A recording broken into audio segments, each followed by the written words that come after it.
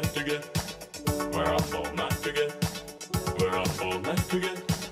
We're up all night together. We're up all night together. We're up all night together. We're up all night together. We're up all night together. We're up all night together, locked in. We're up all night together, locked in. We're up all night together, locked in. We're up all night together, locked in. She's up all night to the sun. I'm up all night to get sun. She's up all night for good fun. I'm up all night to get lucky. We're up all night to the sun. We're up all night to get sun. We're up all night for good fun. We're up all night to get lucky. We're up all night to get lucky. We're up all night to get lucky. We're up all night to get lucky. We're up all night to get lucky. We're up all night to get lucky. We're up all night to get lucky. We're up all night to get lucky. We're up all night to get lucky. We're up all night to get lucky. We're up all night to get lucky. We're up all night to get lucky. We're up all night to get lucky.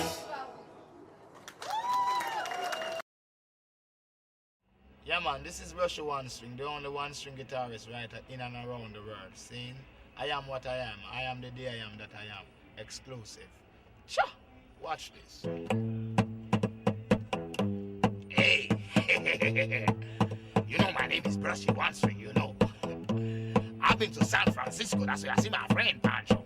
He said, hey, One String, there's something you got to know, you know. I said, yeah. While we back on San Francisco, this is where we go. We sing this whole country song like this. Chicken in the corn, on the corn can't grow, mama. Hey, when chicken in the corn, on the corn can't grow. Hey, when chicken in the corn, so the corn can't grow, mama. Hey, when chicken in the corn, so the corn can't grow. Hey, young man, we're on San Francisco. Yeah, we have my friend and his name was Pancho. Yeah, he said One String, there's something you got to know. Back on the saddles and the rasses, where we go with some chicken in the corn, on the corn can grow, mama. Hey, when chicken in the corn, so the corn can grow. Hey, when chicken in the corn, on the corn can grow, mama. Hey, when chicken in the corn, so the corn can grow. Hey, don't need to brag, don't need to boast. I can rap before I feel it when I pose to pose. But the music nice, so play them twice. While the girls are screaming out like mass. My name is Rushy, I'm a king of swing. That's a rap your music and to let you sing. No, it doesn't really matter what people wanna say. I rap my music, not on there. Rap my music, not on there. Yeah. When chicken in the corn, so the corn can grow, mama. Yeah, when chicken in the corn, so the corn can grow. Now, chicken in the corn, so the corn can grow, mama. Yeah, when chicken in the corn, so the corn can grow. Yeah.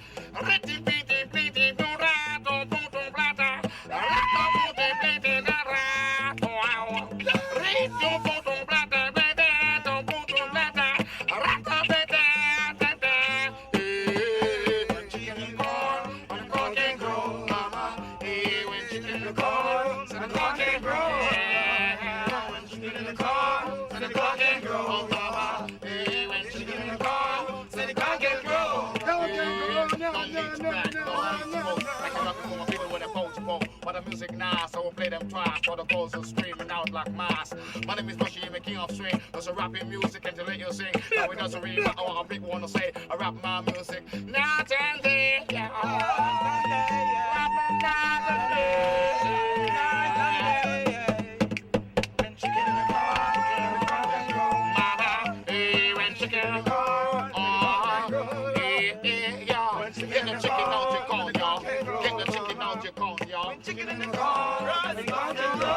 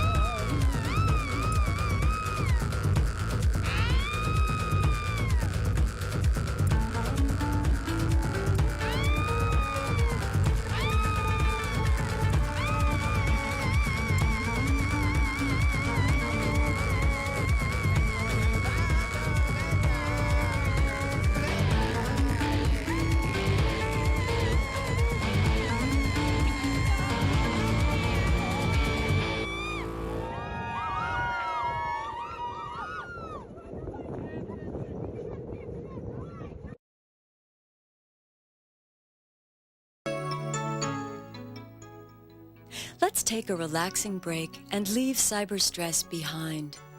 Come with me to a clearing, a stream, a mountaintop, and finally to outer space.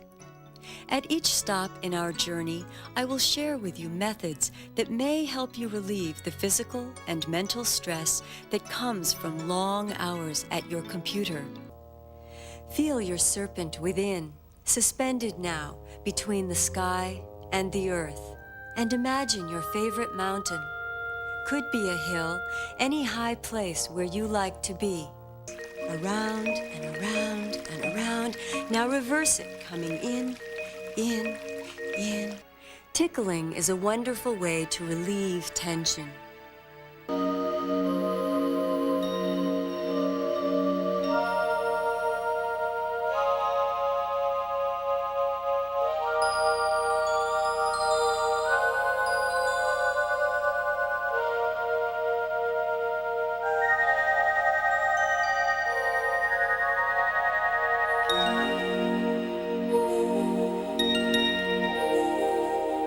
Thank you for moving with me from place to place.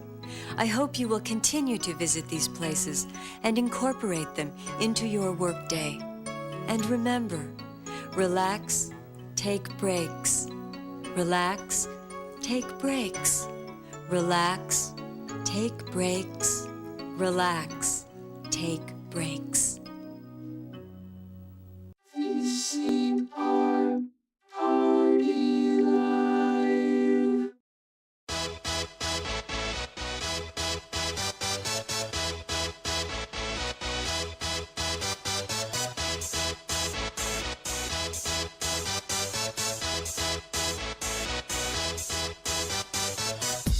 For this.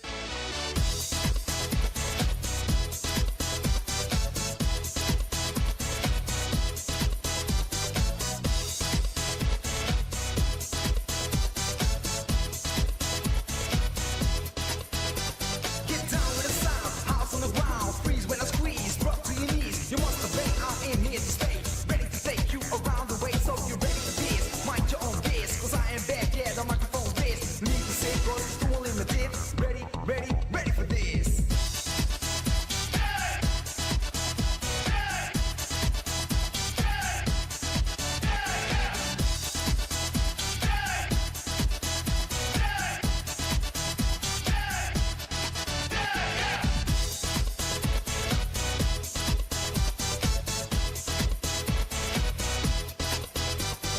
Feel the bass, they just get closer, be impressed by the words I chose. So once again, kicking it live, doing everything, yo, just to survive. Above the wall, I think I stand, here on stage with a mic in my hand, buzzing it loud into the crowd. The age is 20, I'm from the south. Be a boss, break my heart, get ready for this, mind your own biz. People in the front, show me what you want, and I will give it is, get ready for this. We're too limited, so people won't you sit, moving up and down, dancing on the ground, feeling kind of free, security. How's this sound that moves you from the ground? House on the ground, raising your face, raising the place, no time to waste. Being hypnotized, I see it in your eyes, feeling kinda better, put on your sweater, being black or white, I think it doesn't matter. Super dope, deaf, and even outrageous. If I was an animal that kept me in cages, so get ready for this. Y'all ready for this?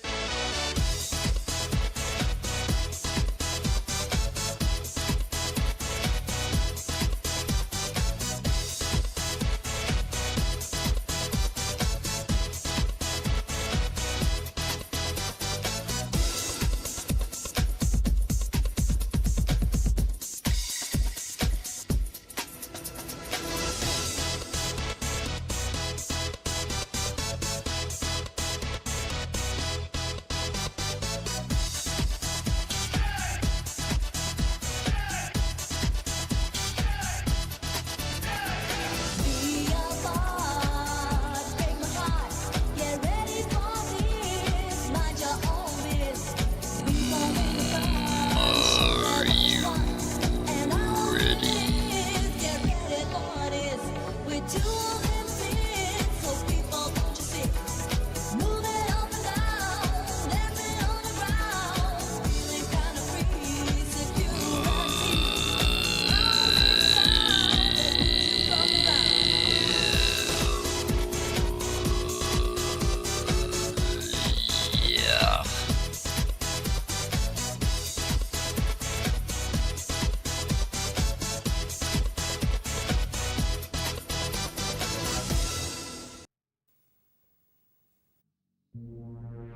Hey baby, wake up from If it could break the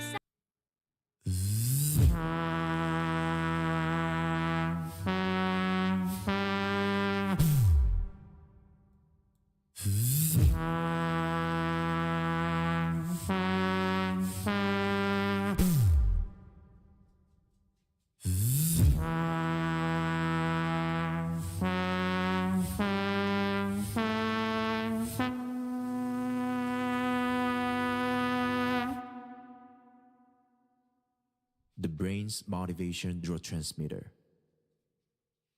dopamine.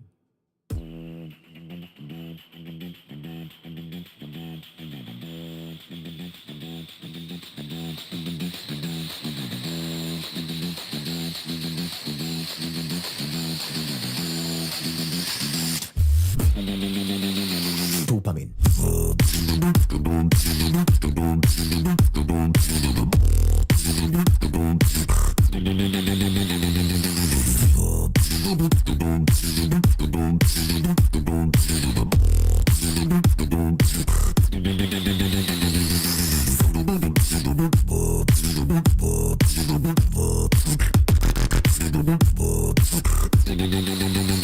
Dopamine.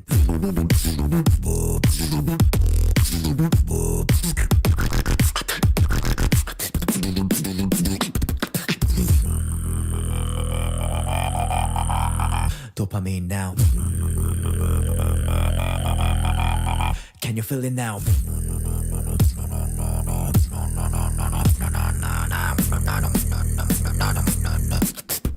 Check it.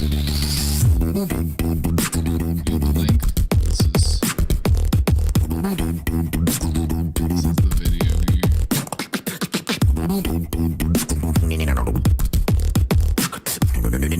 This is sick.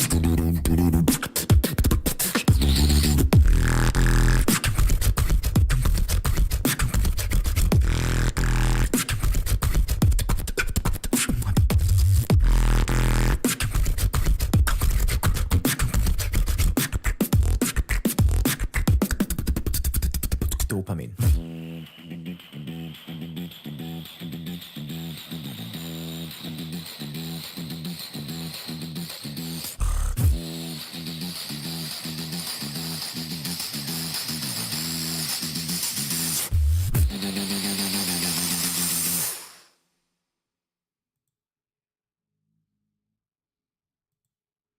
It's Friday, everybody.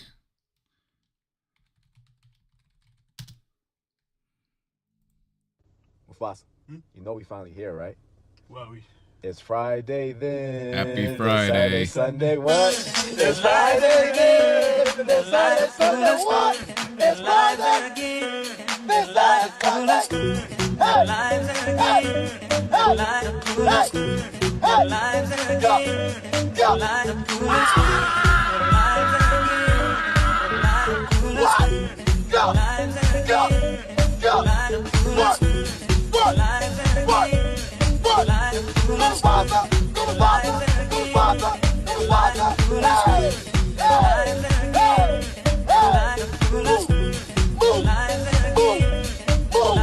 Let's go, let's go, what, hey, hey,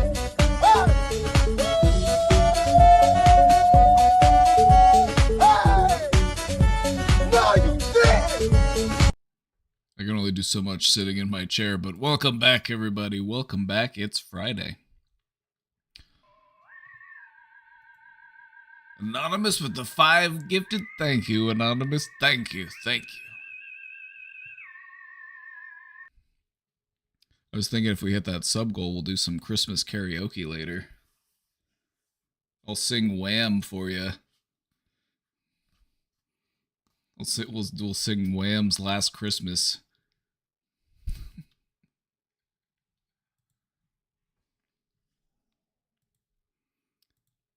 Welcome back. Welcome back. It's Friday.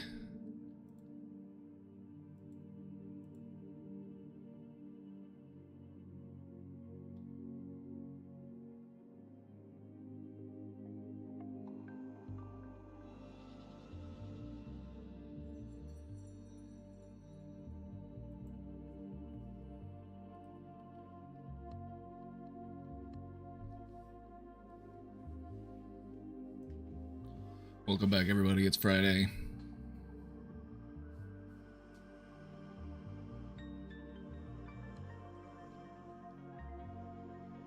We're halfway to Christmas Eve.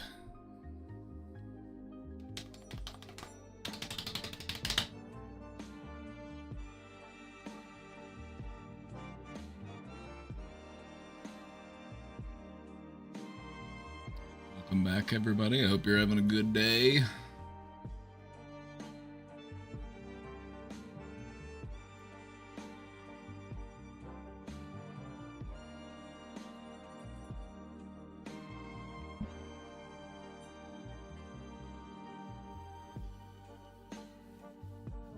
Bacon I had for breakfast.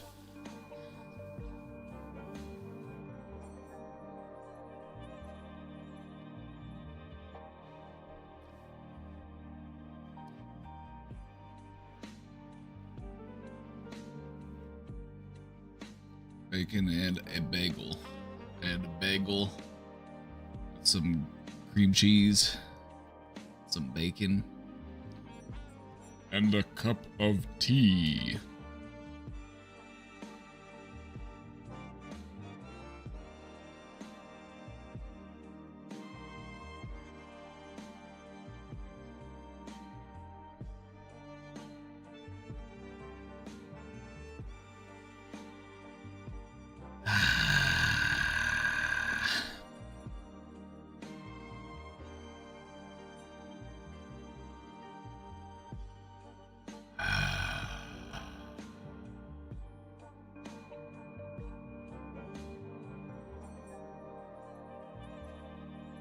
Where's B Wayne? He's probably playing Marvel Rivals.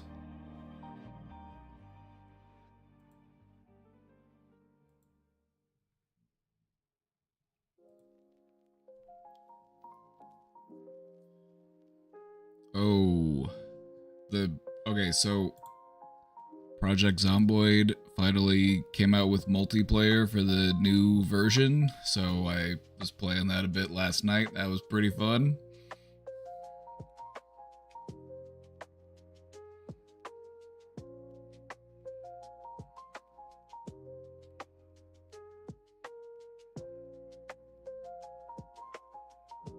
Oh yeah.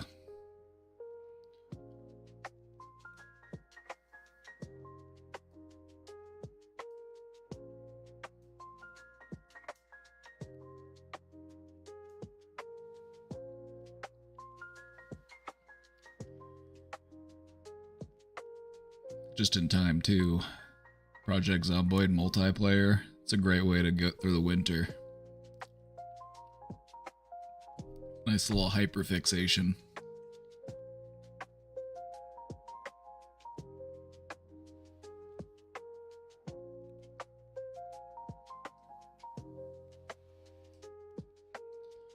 Is that a new feature? Well, okay, so Project Zomboid, it's been in development for like over a decade.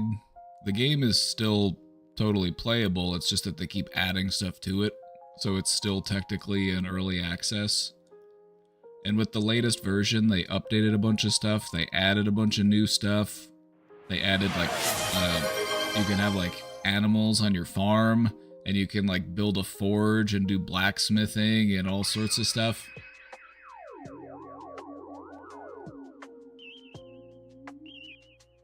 Bippy! Bippy, thank you for the sub, my friend. Welcome to the club. We're happy to have you. So, Project Zomboid, the new version came out a few months ago, but it didn't have multiplayer added yet. And they finally updated it so now you can play multiplayer, which is, if I'm being honest, it's the main way that I like to play it. It's pretty fun to play on your own, but I think, you know, playing in multiplayer is where it really gets fun. Hype train? Oh shit. Oh shit. I got my first paycheck. Let's fucking go.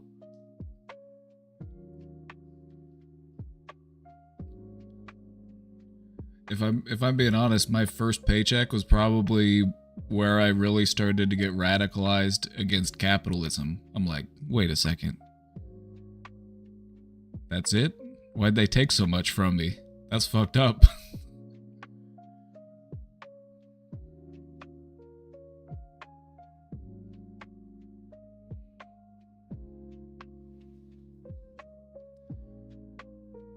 Oh, there's no income tax where you live? Well, that's pretty nice. That's pretty nice. Income tax sucks. They're taxing the money that you're making to work, and then you get taxed again whenever you spend that money. And then you'll also get taxed if you own property that's expensive enough. They'll tax you for that too. All that and still no socialized medicine. Damn. All that and our schools are still shit. High schoolers can't read. It's fucking crazy, man. But hey, we gotta build more bombs and drones and outdated battleships, and it's crazy.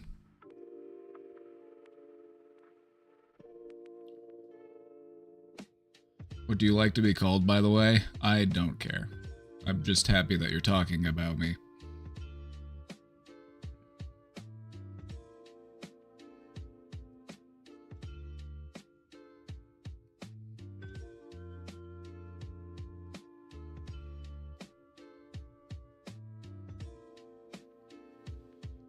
Welcome back, everybody. It's Friday. We've got part 3 of the Holiday Survival Guide. It's my favorite part because it's the most upbeat, empowering part of the series.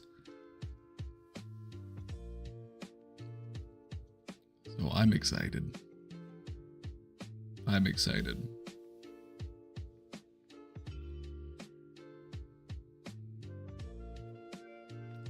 Right, but I usually say hi, name.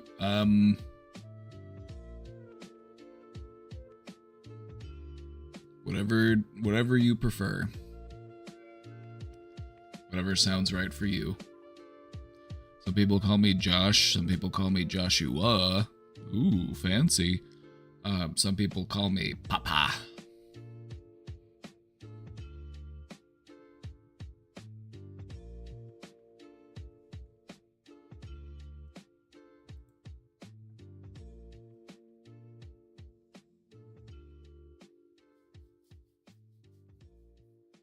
Got a minute left on that level 2 hype train, just so you know.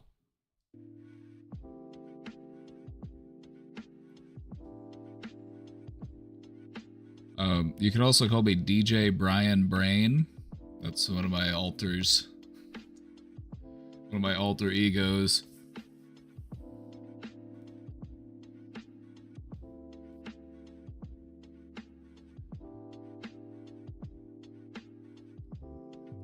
So the Game Awards were yesterday. They announced some pretty cool stuff.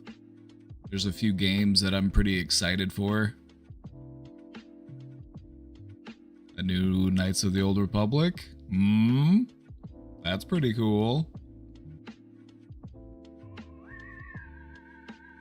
Oh, Anonymous with 5 gifted. Oh shit. Oh shit.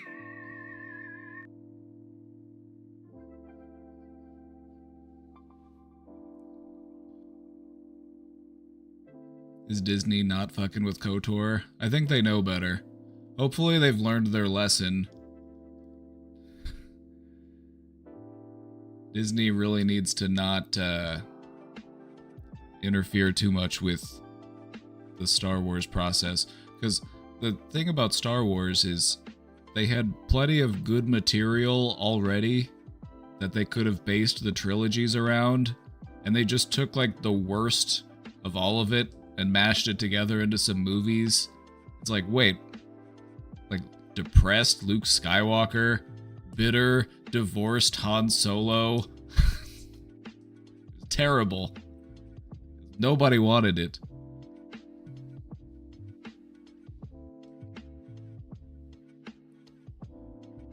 Terrible.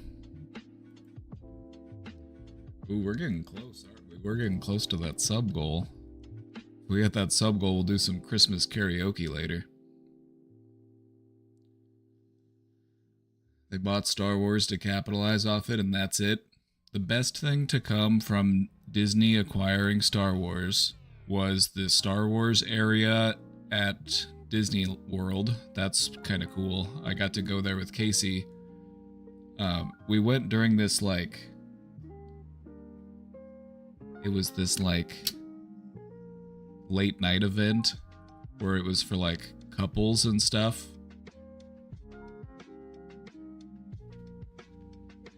So we got to go in, and then we went to the Star Wars area, and it was empty. It was kind of cool. It wasn't super crowded.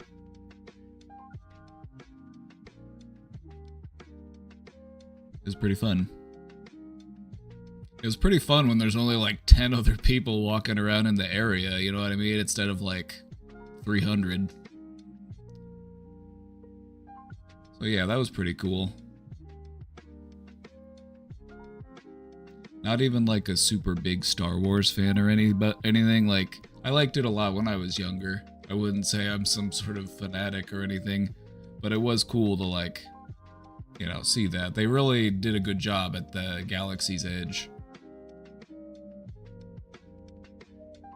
Also, they had this ride that's a 2-part experience. You get on the little shuttle part, and then you get arrested by stormtroopers, and then you get sent into the second part of the ride, which is this escape from the facility. It's pretty cool.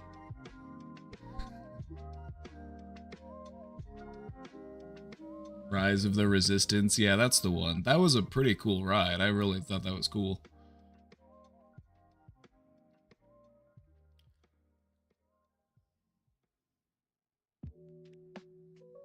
So anyway, they're making a new Old Republic game. That should be pretty cool. What else? Larian is going to make a new Divinity game, and they say it's going to be even bigger than Baldur's Gate 3, which is damn. Alright. Another game to sink a whole bunch of hours into. Let's go.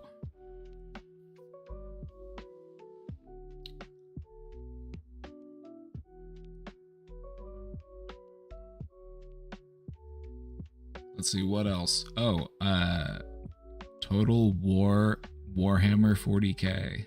That should be pretty fun.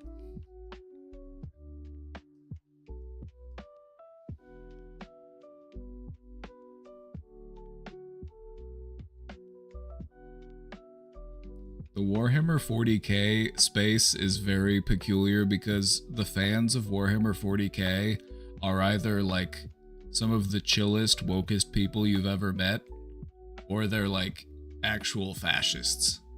It's crazy.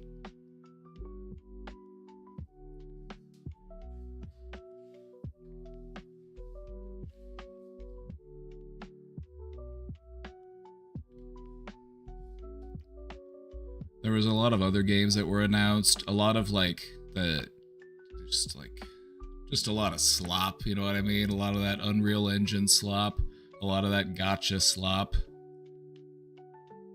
Some more multiplayer battle shooter arena games.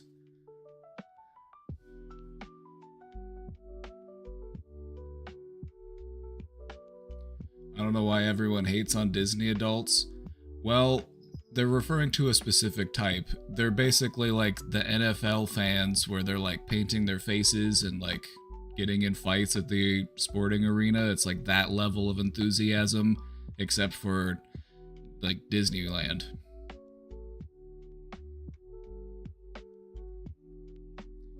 There were people who were literally faking disabilities so that they could get the fast pass, because you could get a special pass if you were disabled, to be able to cut the lines. I'm some of these Disney adults are crazy.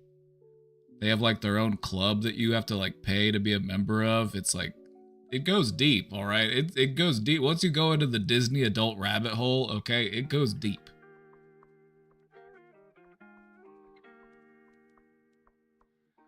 So yeah, there's nothing wrong with enjoying Disney as an adult, but that's not what it takes to be a Disney adult. Disney adults, it's they're it's a whole other ball game. But yeah, I've watched some videos that did some deep dives on it. I'm damn, this is some of these people are paying out thousands of dollars a year There's like this exclusive club that you have to be a paying member of.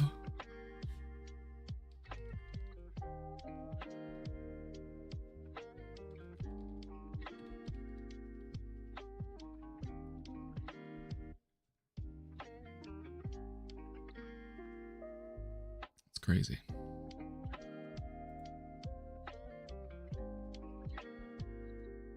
Club 33, yeah, my cousin works there. No shit.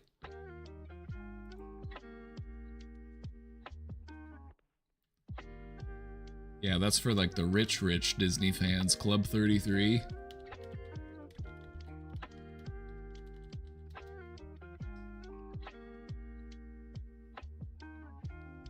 It's for like private VIPs. A significant initiation fee.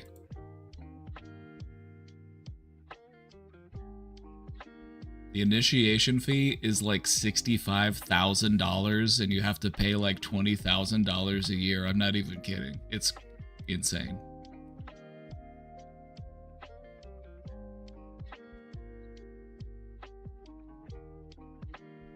Also, it can take years to get in. There's the, oh yeah, the wait list. It's like 10, it's ridiculous.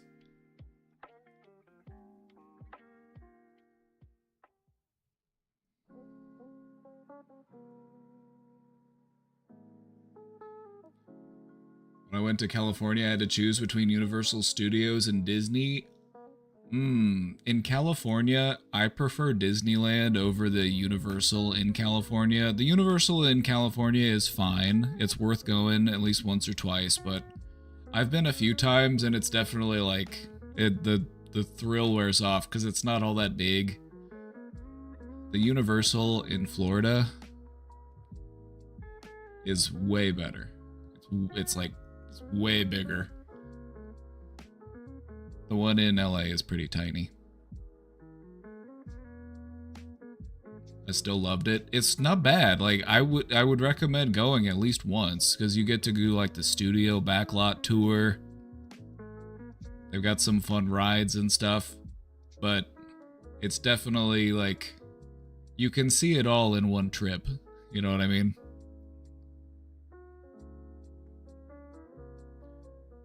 Disneyland in California is pretty cool because they have a lot of like the older rides still, so there's a lot of like throwback stuff. It's pretty fun. They have like the OG Pirates of the Caribbean ride. I don't know what it is, but I just love the way it smells inside of the Pirates of the Caribbean ride. Just like all that old wet wood. I don't know what it is. I don't know what it is, but just, if I could get that in a candle, that would be great.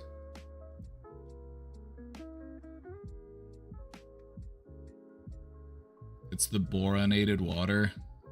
See, I'm learning stuff every day.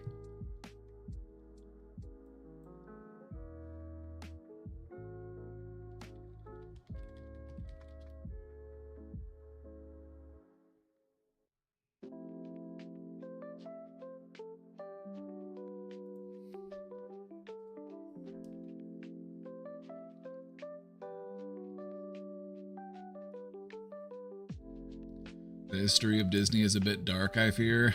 Oh, yeah, history in general. There's a lot of darkness in history. You start looking back and you're like, oh, I can see now why people try to ignore all this stuff. Can make you feel pretty shameful for being a human. Like, damn, we've been up to some, oh my god, we did that to each other? Jesus Christ. Oh my god.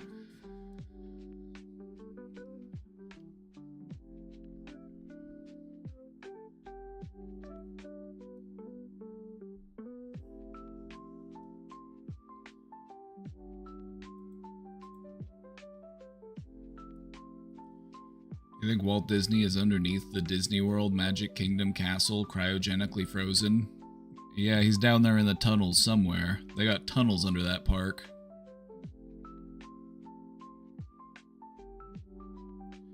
Humans are a bit like the cancer of the earth, unfortunately. Now see, the thing about humans is that we are perfectly capable of living in sync with the environment. The real cancer is capitalism, imperialism, the desire to like conquer and expand and own things, and you know, that's the real cancer.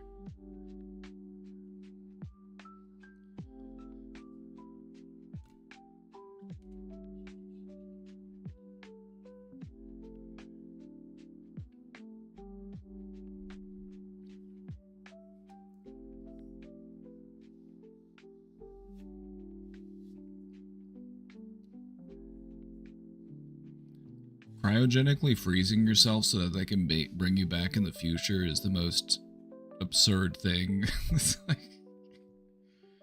it's crazy to me. Just like,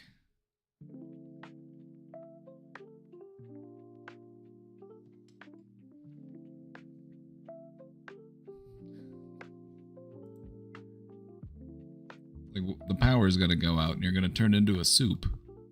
Nobody's gonna bring that back. They're just gonna dump you into the dumpster out back. Be like, oh, well, too bad. What can you do?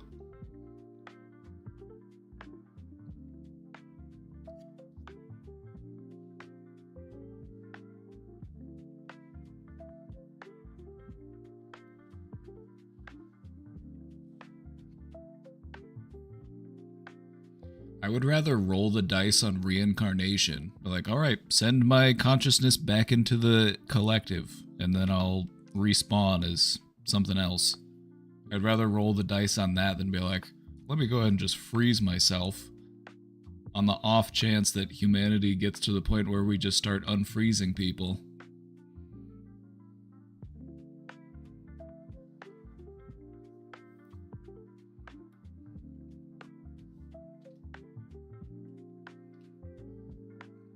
Like, do you think that people are really going to want to unfreeze some rich, old, racist asshole? But no. No. The people in 3000 are like, yes, let's revive this ancient racist so that we can study them like a lab animal. That's what you're in for. If anything, you're in for a nightmare scenario where some far-off, distant, future creature is able to just, like, study you for fun. You're not gonna be like, hey everybody, welcome to the year 3000. Time to party.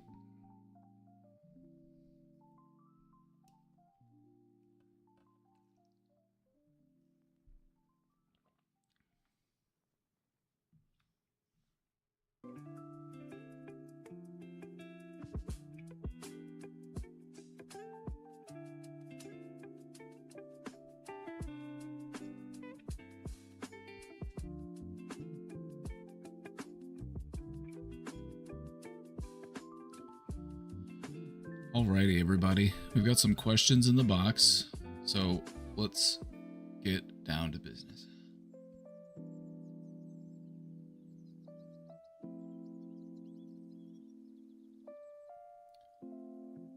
Let's get to work. And then we've got our presentation, too. We've got part 3 of the Holiday Survival Guide. Ready for that. My favorite part. It's the fun part.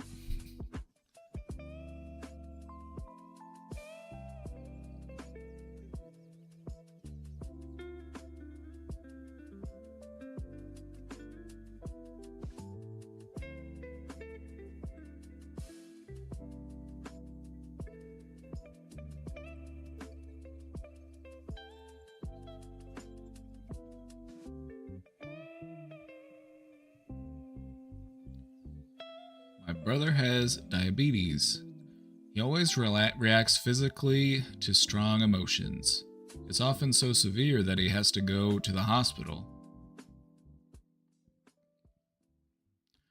He has been in a diabetic coma several times because of this. A few weeks ago, my father attempted to take his own life, and we decided not to tell my brother at the time.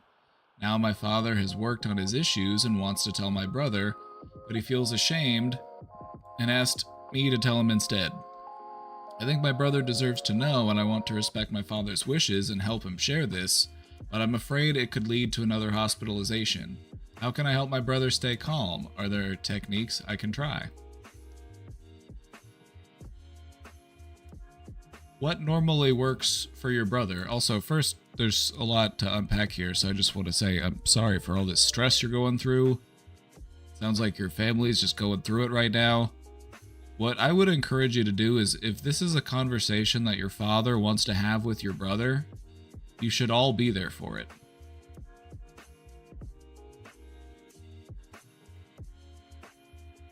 I feel like just having everybody there and we can all work to support one another. I just feel like that would be... It just, at least from my perspective, I feel like that would be more conducive to things going well. Because I could imagine a situation in which you tell your brother this, and it's this like really heavy news about your dad. And I could see, you know, the frustration and the confusion, and also there's probably a part where it's like, well, why isn't he telling me? Why is it having to come from you? And so I feel like even if you are the one to tell him, you should all be there for it. Because I feel like this is heavy stuff and you should all be there to support each other. Your dad's going through it, your brother's going through it, you're going through it. And so I think just coming together and feeling supported as a family can go a long way. But as far as how to help your brother stay calm, just consider all of the angles, you know? A calm environment, you know, you don't want it to be chaotic and hectic. You know, you want to do this in a place where things are, you know, a bit more relaxing, you know, not a bunch of like clutter, not a bunch of like dogs barking, loud music, that type of stuff. Just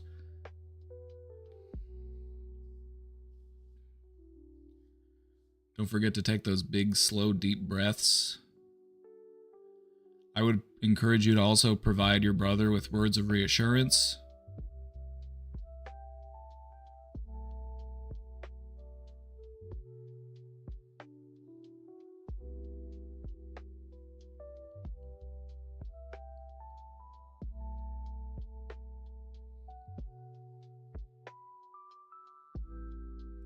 Yeah, I think just being there for each other and supporting each other through that, you know, I feel like that could be really important.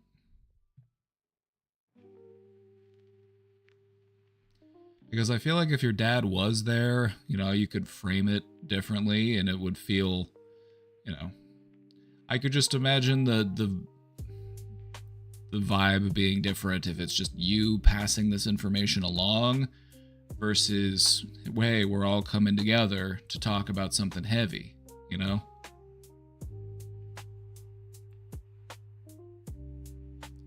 That you guys can support each other in shouldering that emotional weight.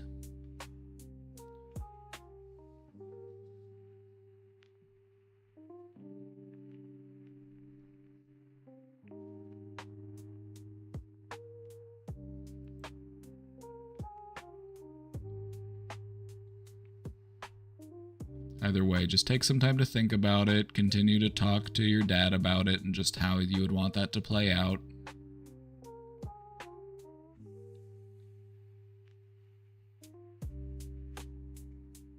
It doesn't sound like there's much of a need to like rush through things. You know, sometimes when it comes to talking about really heavy stuff with people, we just want to get it over with, and so sometimes we just rush through it and don't give it the time it takes to like properly digest. So take the time you need to just make sure that we go through it in the best way.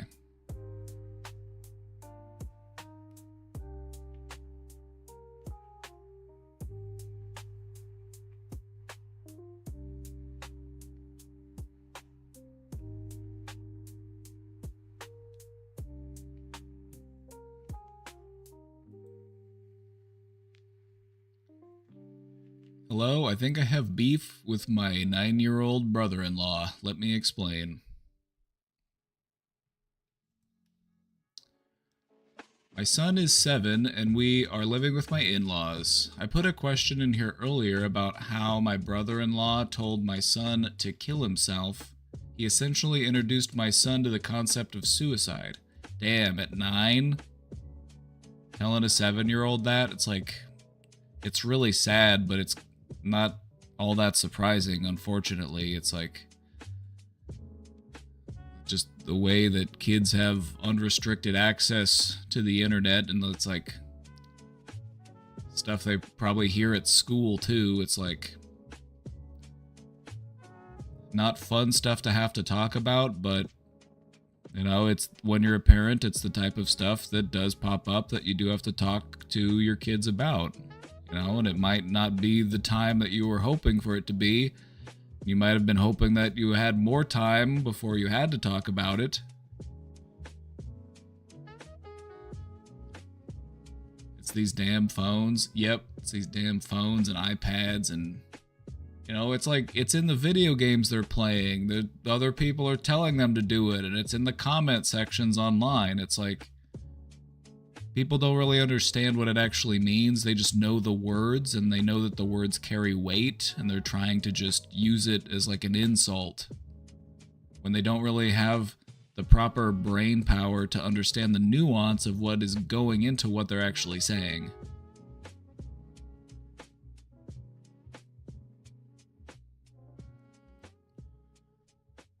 Well, a month later, we start having behavioral issues with my son, but his grades are straight A's, so I'm thinking he's dealing with some mental stuff, you know?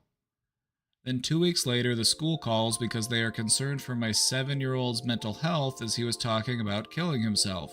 They did a crisis assessment and he scored high. He said to them that he would like to go to sleep and not wake up if it meant he didn't have to hear his brother's voice. The counselor told me this on the phone anymore. So it sounds like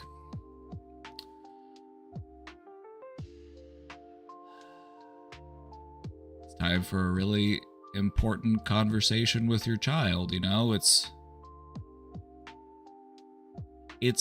not unusual to want to give up when things are frustrating or when things hurt or when things are hard.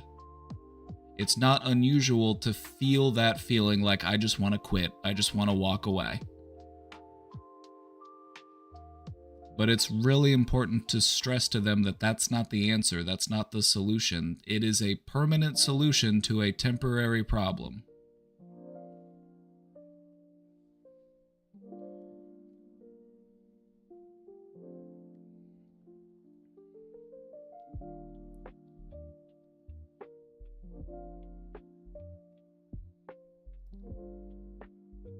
It might be a good idea to look into getting him some counseling to talk. Well, he is talking to a counselor at school, but maybe just having him talk to somebody a little bit more, you know, because this type of stuff can be tricky, especially, you know, when we're talking about such heavy topics with such small kids.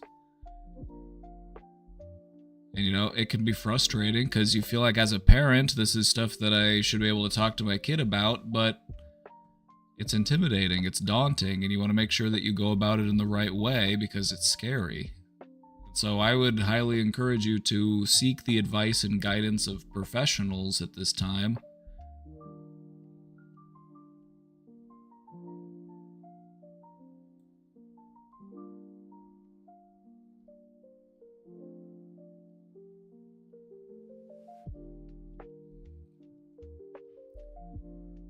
So this is the kid. Okay. I'm remembering the situation.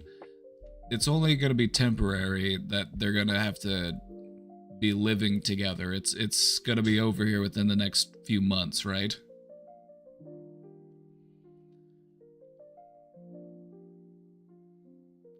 They gave me a pamphlet of emergency counselors. I may need to call them Monday to schedule.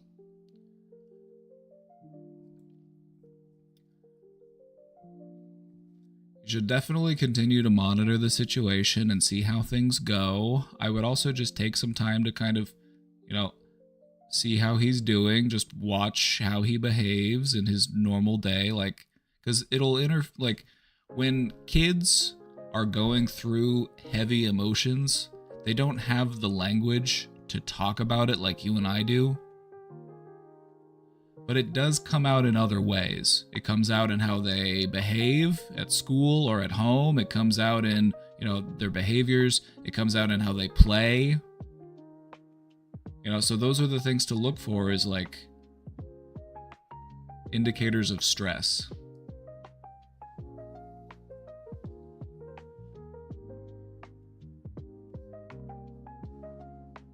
There are some other things, like you guys have recently moved and things have just kind of been changing for you guys. And so, it's understandable that there would be some stress and frustration there. And it sounds like he's not getting along with this other kid who's telling him some pretty awful stuff. And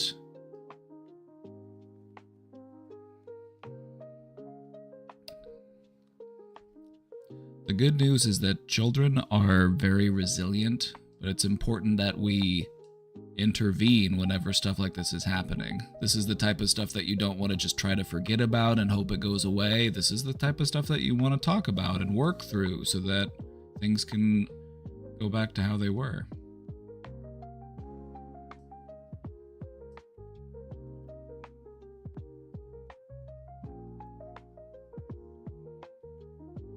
He also mentioned that his brother is mean to him and that he essentially had a vague plan of how to end his life. I spoke with my husband and shared this, and he just went, "We need to move out." I agree. I agree. I feel like that's definitely a big part of it. But in the meantime, it's like we need to show support and care, and we need to talk to our child who's going through this. The last thing we want them to feel is that they have to deal with all of these heavy feelings all on their own. It's really important for kids to feel like we have their back whenever they're scared or hurting.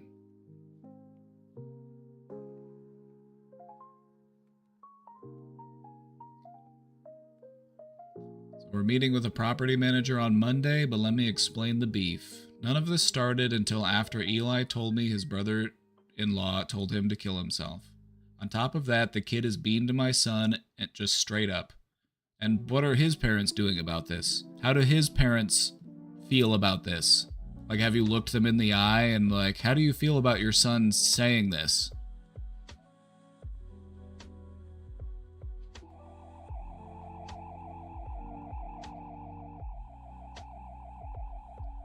They yell and spank him. Well, clearly that's not working. Oh wow, who's surprised that yelling and spanking don't do shit? Wow.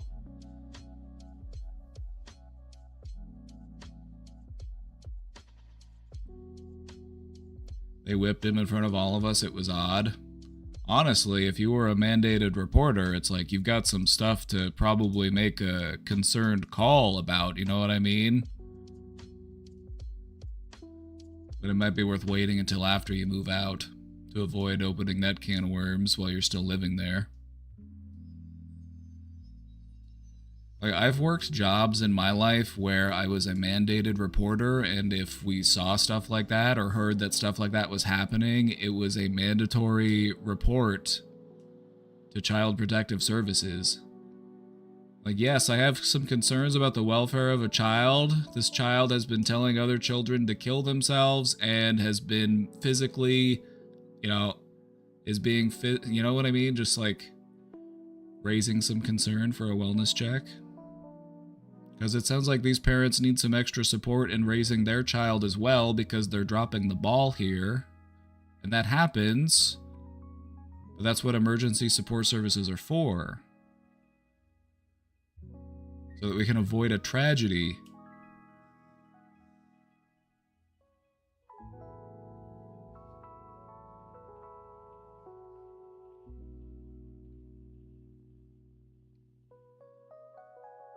Like, clearly this other kid is going through something as well, because this isn't normal behavior.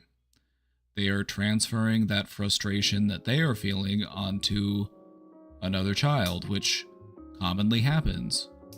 When a child is getting mistreated at home, they normally transfer that onto other children.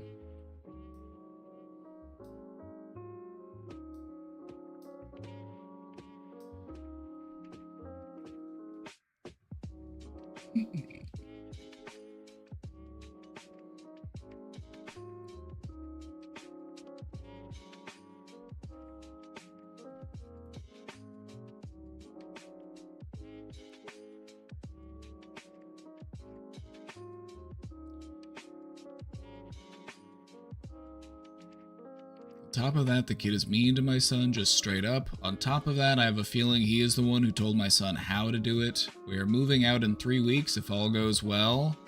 I kept my son home from school, but had to drop the brother-in-law off this morning. My son told him bye, and he was just nasty and rude to him in return, right in front of me. He's probably jealous of your son. If this is just me speculating here, but you have a child that's being mistreated, right?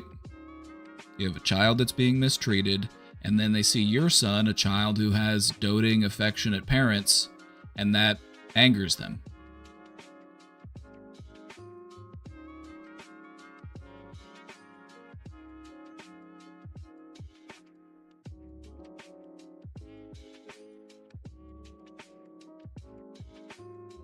And so, it's important to remember that this child is not some sort of like evil villain. This is a 9-year-old who's being mistreated, and this is how they're coping with it.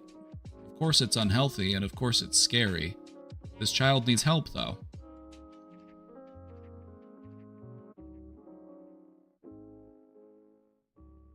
Now I feel bad. If I found out another child was telling my child to take their own life, I would be pissed at them too, okay? But that's just like the initial gut reaction. It's like once you sit down and think about it, like, damn, this is really fucked up that child would do that. I wonder what's going on with that child and why they said that, instead of blaming the child for saying it.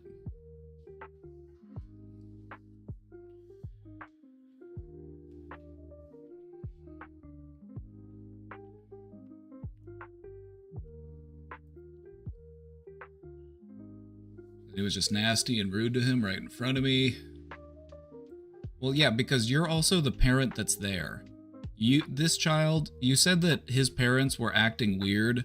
And they were leaving at like 4 in the morning and not coming back until like 6 in the evening. They were gone for just like 14 hours a day. It's like this child doesn't get to see their parents. But this other kid, his parents are there. And so there's...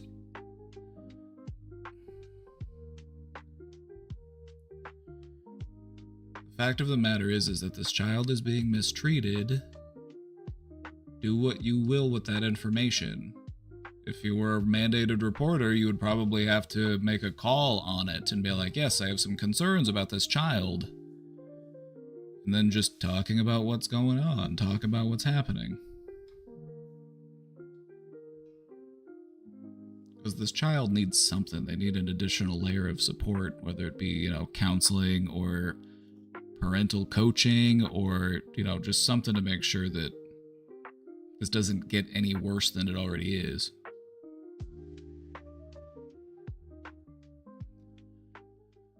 I literally said, what's his problem today? And my son said he's always like that. And I realized this treatment towards my son may have been going on longer and more severely than I suspected. This is normally the type of stuff where it starts off, you don't see it so obviously, but it tends to kind of ramp up because that's just how things normally progress. And so your son probably saw it because, it might be things that you might notice. It's like, oh, they're playing a game together. And it's like, you might not notice that he's saying or doing things because it might be concealed. But now it's becoming more prevalent, more obvious as the frustration continues to grow.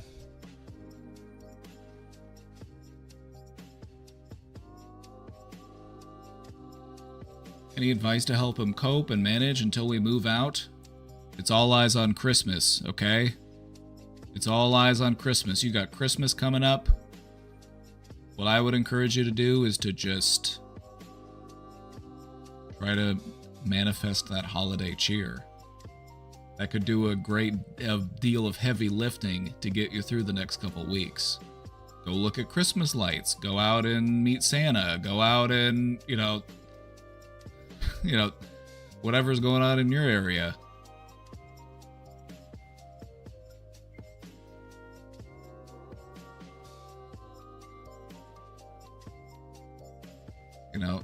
Keep telling him that you love him. Keep telling him that you support him.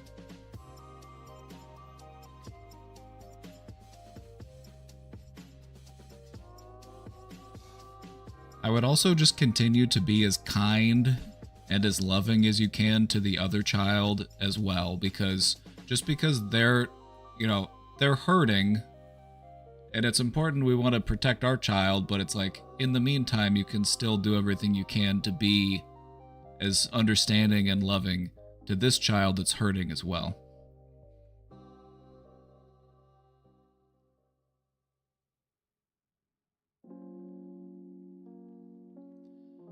Any advice to help him cope and manage until we move out? It's a great time to start teaching your son about setting boundaries. Telling people, like, it's not okay to talk to me that way. Recognizing that it's okay to walk away, and to understand that sometimes people are hurting and that they will say hurtful things, and that we don't have to just stand there and let them hurt us.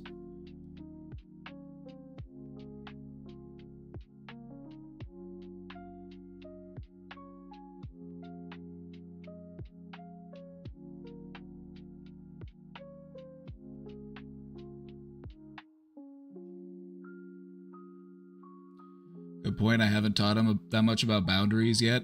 But like I said, it's a perfect time to do it. Like, children have developmental stages, and your child is at a great developmental stage to start learning about boundaries. Set the importance of learning how to say no, and walking away when people are being hurtful, and knowing who to talk to when people tell you things, like,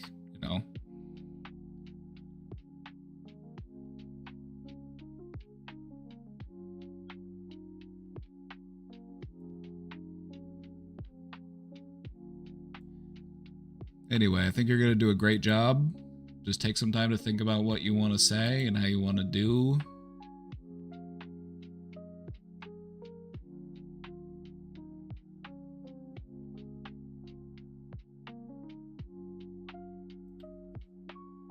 I give AI a 0 out of 10. I agree. I agree. All these tech billionaires just obsessed with the idea of building God, and it's just gonna ruin the world in the process. It's like, you stupid primates. What are you thinking?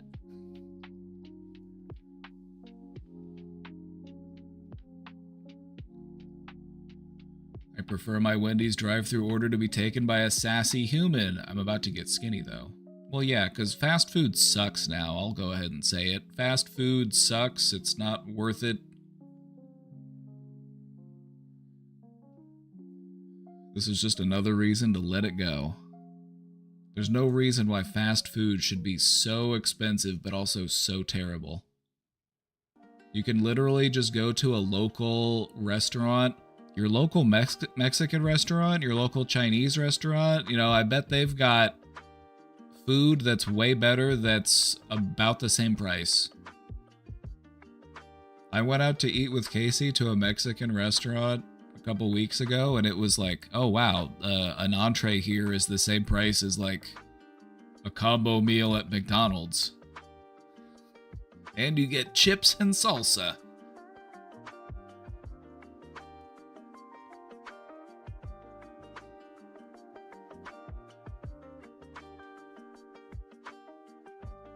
How was it? It was pretty good. Pretty good.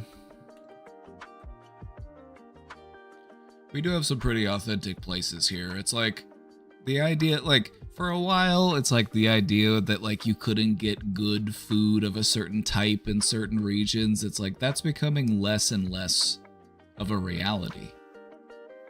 Except for Italian food in LA. You still can't get good Italian food in LA. That's just, it is what it is. All of the Italians are in New York.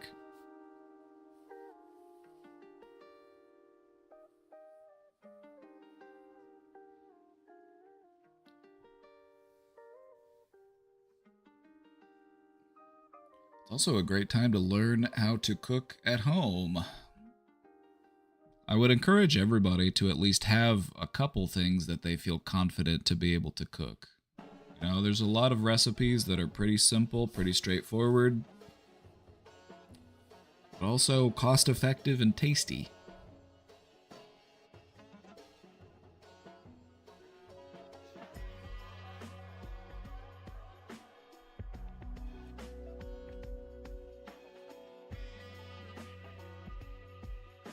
But yeah, I went to Taco Bell a couple weeks ago and they had an AI at the drive-thru and I was ordering something and I had to like make a correction and the AI just completely bugged out and it started adding random stuff to the and like what just started adding random things to my order. I was like, oh god. I told it to start over and it's like, okay, let's go ahead and start over. What can I get for you today? And then a human cut in. They're like, how can I help you?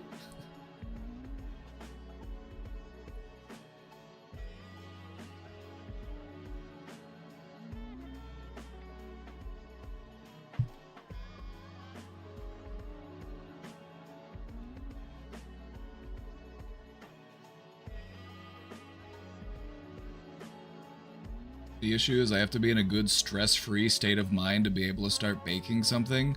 If you're not in a stress-free state of mind, just bake a loaf of bread, because you can take all that frustration out when you're kneading the dough. It can be very therapeutic.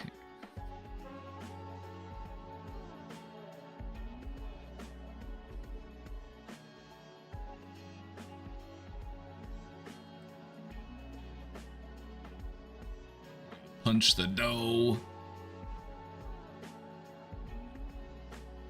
Really getting in there.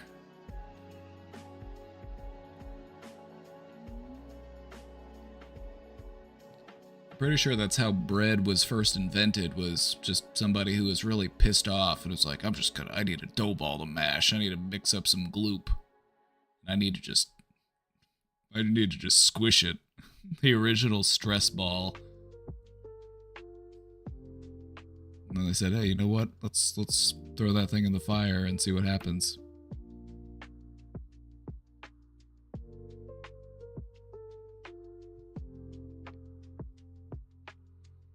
We're talking about bread. Oh, we're talking about bread, all right. I've been wanting to bake some bread. I might bake some bread soon.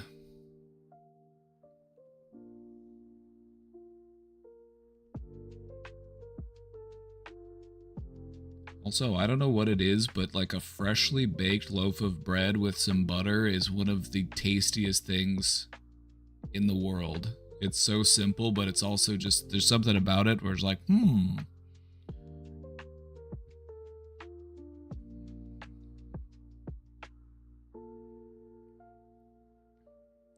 then you recognize that this food, this bread, this is something that's been playing a large role in humanity surviving for the past several thousand years.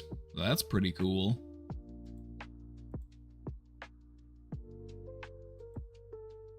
It's kind of like sitting around a campfire. It's pretty cool to do things that humans have been doing for thousands of years. It helps you to really feel in tune with all of your ancestors.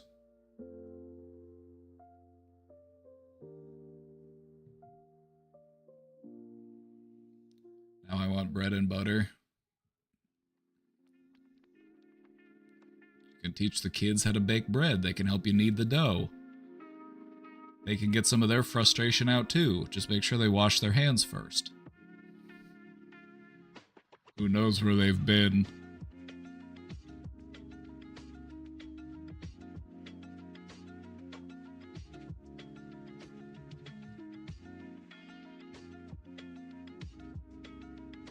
My out-of-touch boss was bragging how he eats no carbs. So he's just tired all the time. Like, yep, that's why I sleep in my office while you all work.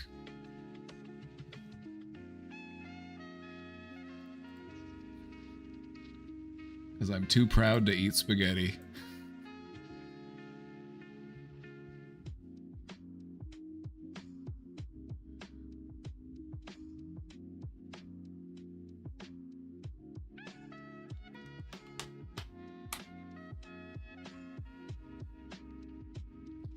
Alrighty, everybody. Are we ready?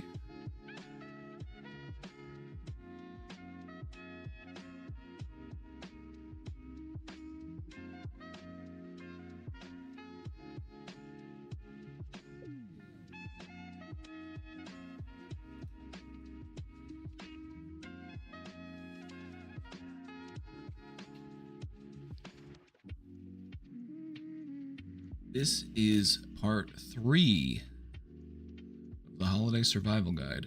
It's personally my favorite part because it's the part that's the most fun. The other parts can get a little heavy when we're talking about some painful feelings, but this one it's much more empowering and uplifting.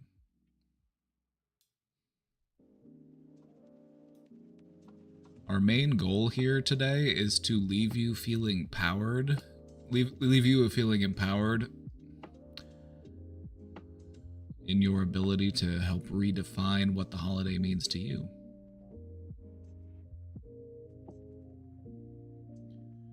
Slides are up if you want a copy of those slides. Got that link there. Post them in the Discord as well. Go ahead and copy those, and we'll just go ahead and do that right now. Go ahead and post that in the Discord. There we go. Oh yeah.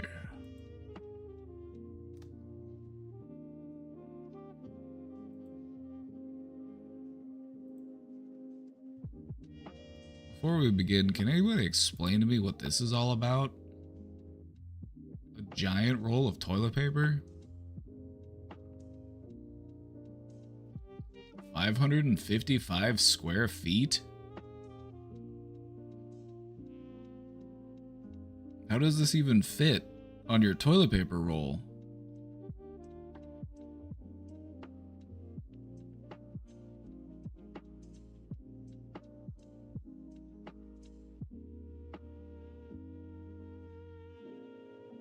Anyway, this got posted to the Discord and I've just been thinking about it. I'm like, It's a big roll of toilet paper. Oh, it's 3 giant rolls. I thought it was 1 giant roll. It's actually 3. But they're 3 giant rolls, right? 1, 2, 3. You can kind of see the divide in there, but still they're huge.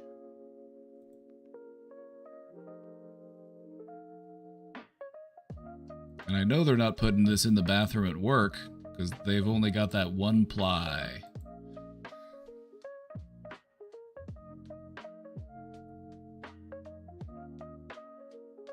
Can't believe this has already been on over an hour. Where did the time go? I don't know. I'm at a quantum flux and my perception of time is all confabulated. By the way, hey Droopy, thank you for subscribing. I missed it a few minutes ago because I was probably in some sort of tangent about Disney adults.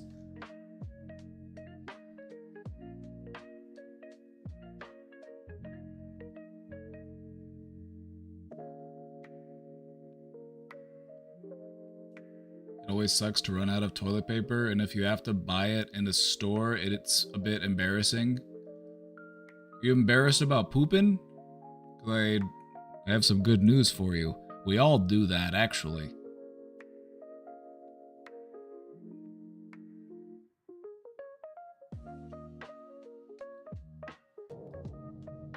I get mine from Costco. I get my toilet paper and paper towels from Costco.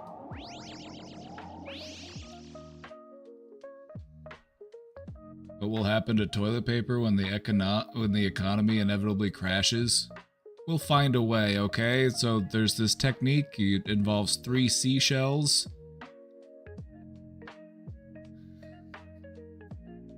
Anonymous, thank you for gifting that sub to Strange Experiment.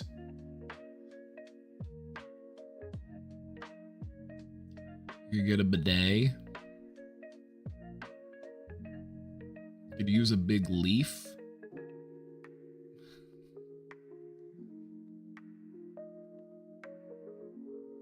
I had a roommate whose reason for never buying TP was embarrassment. That's interesting to me. I'm like, brother, we already know that you poop. There's nothing to be ashamed of. Like, uh-oh, if people catch me buying TP, they're gonna know that I poop. It's like, brother. Brother, we already knew.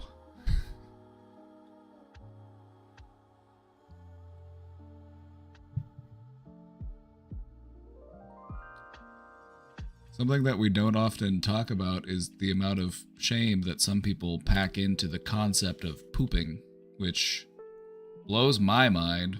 I thought everybody was cool with it because we were all under the understanding that it's something we all do. Did you not read Everybody Poops when you were a child? I did. It was one of my favorite books.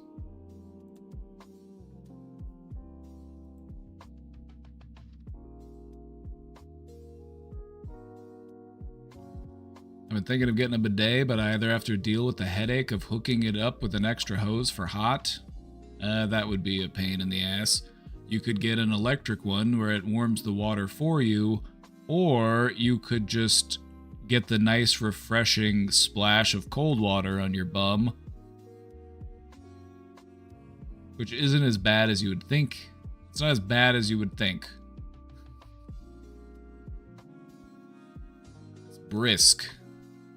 You might actually like it.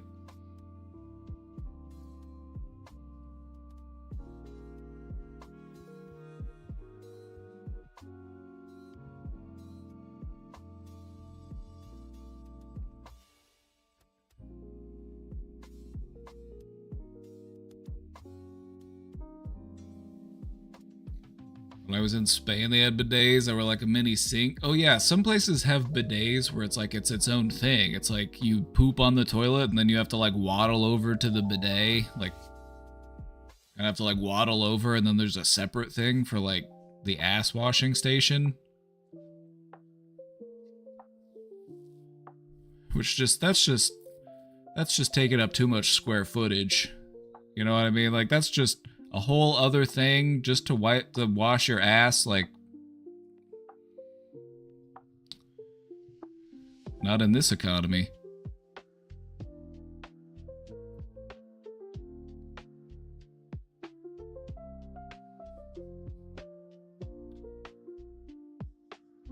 What if I dribble a poop pebble on the way? Probably happens. It's probably happened before. You're starting to see the flaws in the system.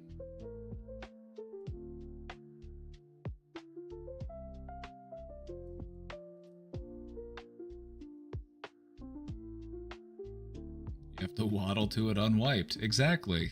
There's a risk there. There's a risk of dingleberries detaching. Enough about this.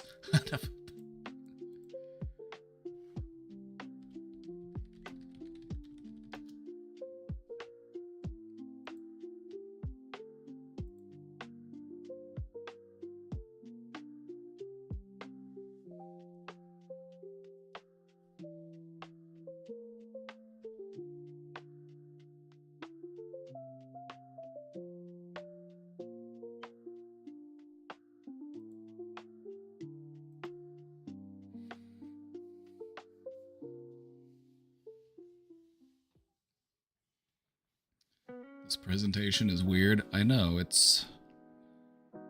didn't remember there being so much poop in the last one. Whenever we did this last year, I didn't remember being being so poop heavy. It's your new angle. I don't know if I'm going to be a poop streamer.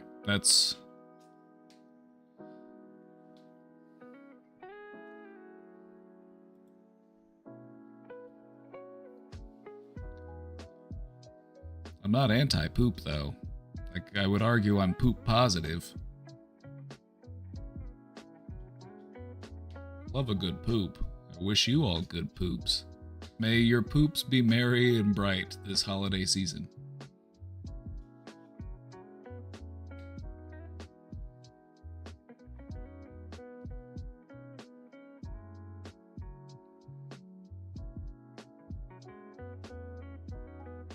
I had a friend who lost a dingleberry down the shower drain. They tried to get it. That's the part that gets me. It's like, why would you try to fish it out? It's all going to the same drain pipes. Like, sure, you don't want to poop in the shower. That's less than ideal. But once it gets drained, it's all going to the same place. They're a little OCD. My poop went in the wrong pipe. Oh no, my poop went in the wrong pipe. Even though it all goes to the same place.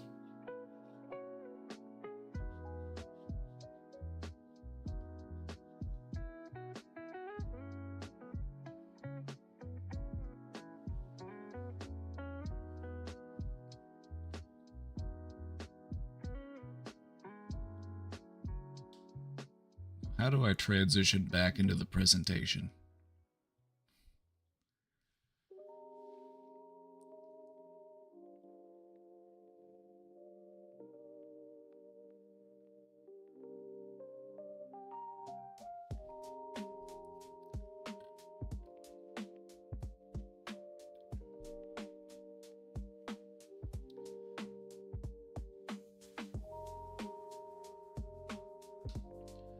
You know what? There's a okay. One more thing before we get into the presentation. You know, there is an interesting phenomenon that I've seen other people comment on it. You might find this familiar as well, but it's like if you have to go to the bathroom, whenever you get within range of your home, like if you've been out and about, you've been out like shopping or something, and your butt connects to the Bluetooth at your home toilet, and it's like, oh, I don't know what it is, but whatever, it's like you're turning into your neighborhood, and then it just all hits you like, time to go. I just think that's kind of interesting. It's kind of interesting that our body can tell that we're close to our preferred pooping place, and it starts to get things in motion.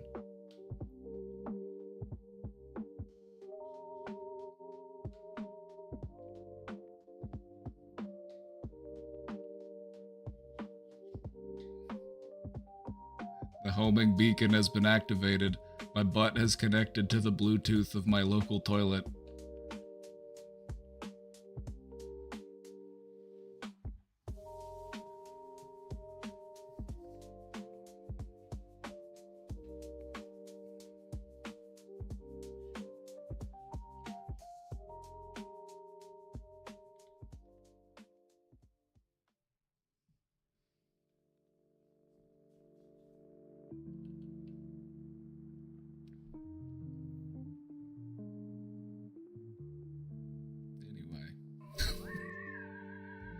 Anyway, Anonymous with the 5 gifted subs. Thank you, Anonymous.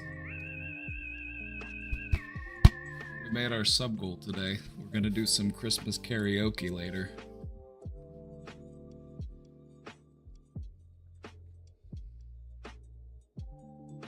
When you get home and need to poop immediately, but your cat is screaming at you for food.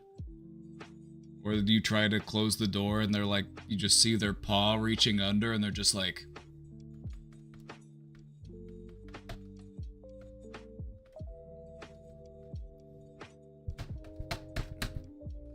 you know what I mean?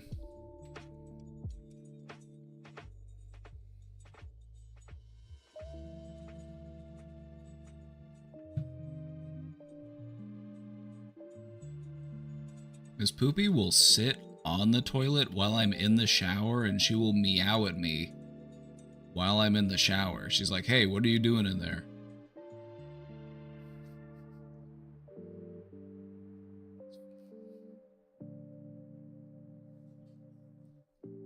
It's so funny. She'll like follow you around and pester you.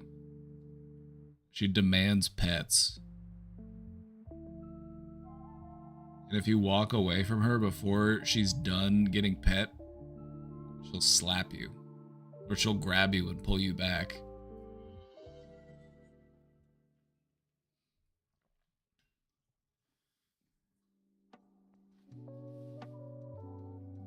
Hi, it's Felonious' wife. Hello, Felonious and wife.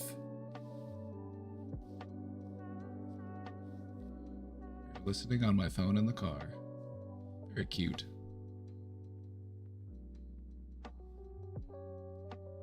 My therapy session got canceled 20 minutes before it was to start, so I'm here instead, LOL. That's gotta be stressful. Like, the build-up before going to therapy, especially if you've had something that you were like planning to talk about or something that you were kind of like working up to talk about in therapy, and then at the last minute it's like, oh hey, by the way.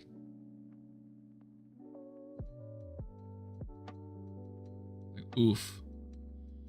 Oof.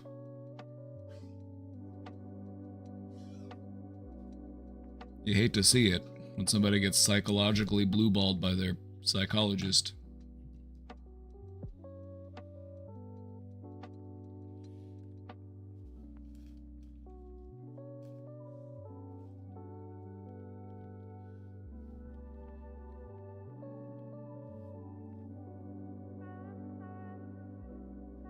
Well, hopefully they were able to reschedule soon.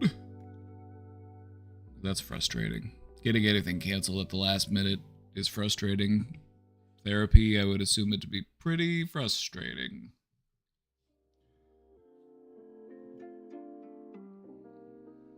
Today, we've got a topic that I find enjoyable.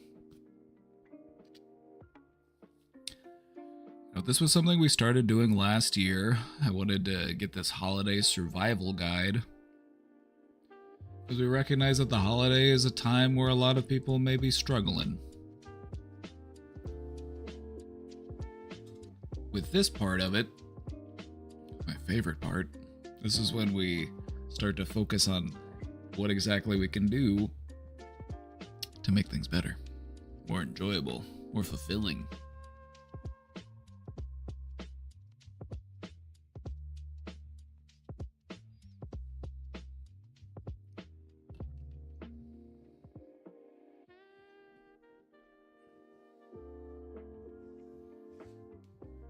Bisky needs to be here. Just manifest the arrival. Send your conscious energy out through the ether, and hopefully she gets the notification. Like, my brain's tingling. Maybe I should go to twitch.tv/thebraindomain and see what they're talking about. I'm hyped. I'm hyped too.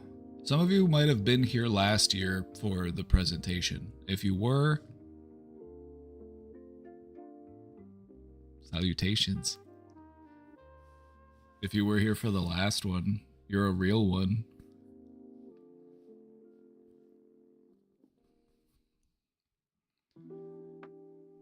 These presentations are basically the same they were last year, but I've just updated them a little bit, rephrased a couple things, shuffled a little bit around. Nothing too crazy. It's by and large still the same, but it's moved up to my current standards.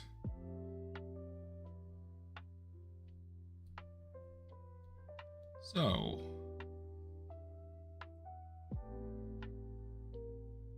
before we begin, how about we have just a little discussion question? I want to ask you all a question. What is something that you could do this year? It could be engaging in a tradition, something that's meaningful to you.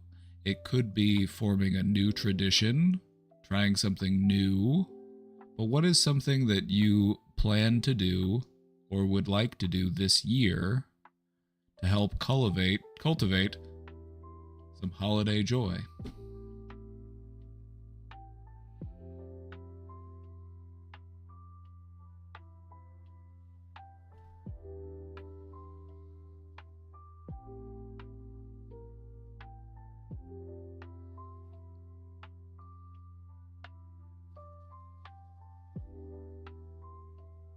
This is difficult. We need ideas.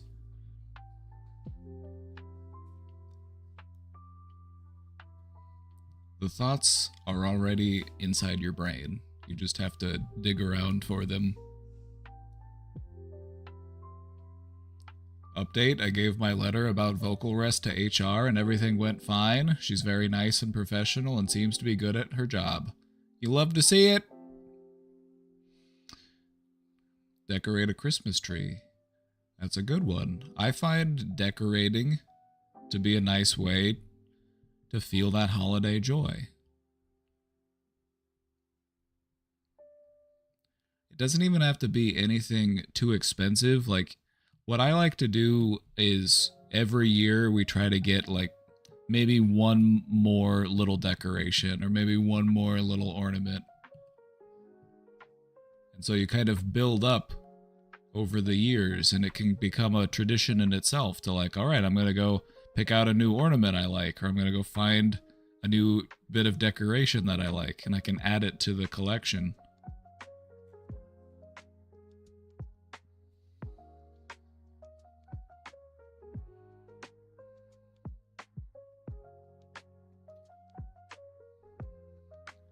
I don't know if it's new, but I'm trying to do a look at the light night.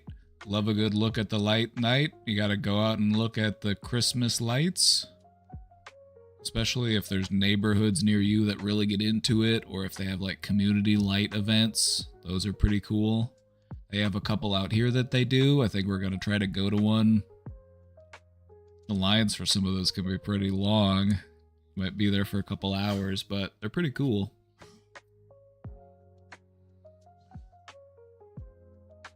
I might make ornaments. That's another good option. And it's also something that could be pretty cost effective. It could be pretty affordable. I saw when I was at Dollar Tree a couple weeks ago, they had a lot of like crafting stuff and they had some stuff to like make your own ornament. So that could be fun.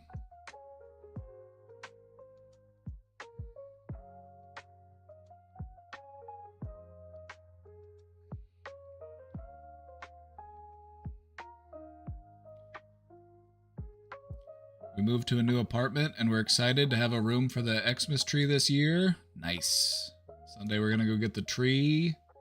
Nice. We've had our tree for a little while now and I've been watering it every day. I'm just like, gotta make it to Christmas, little buddy. Just 2 more weeks of this tree. We got a real tree this year. So I'm hoping it keeps a fair amount of its needles before Christmas.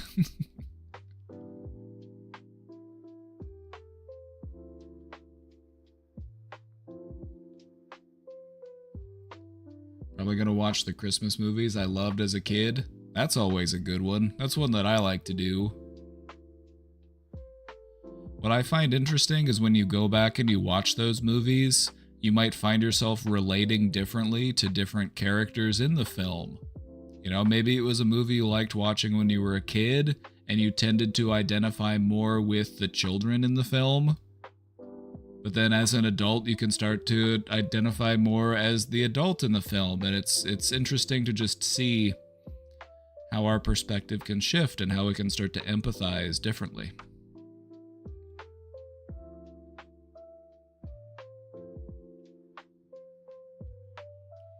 Call friends and relatives you haven't talked to. The holiday is a good occasion. Oh yeah, absolutely. That's always a great one. It's nice to catch up with people. You know, most people are going to be happy to hear from you. You know, even if you haven't talked to them for a while, even if you haven't talked to them since last holiday, you know, you can still reach out and be like, hey, just hope you're doing well. I was thinking about you. Hope you have a nice holiday and everything goes well.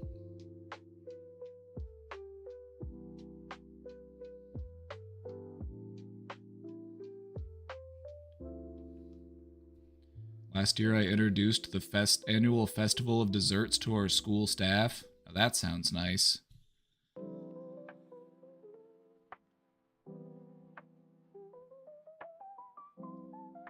Could bake some Christmas cookies.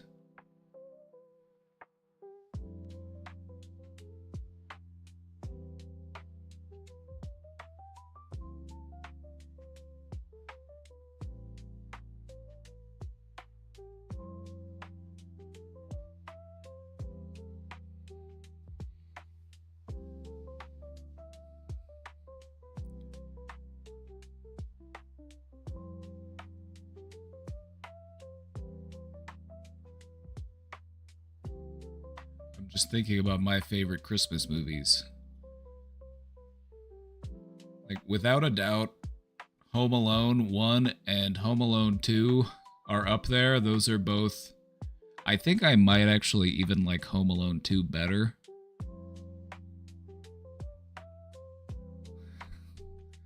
But they're both still in like the top 5 for sure. The Muppets Christmas Carol. That's up there. In my opinion, it's the best rendition of the Christmas Carol. And it's the one with the Muppets. Michael Caine is playing Ebenezer Scrooge. Gremlins. That's another great Christmas film.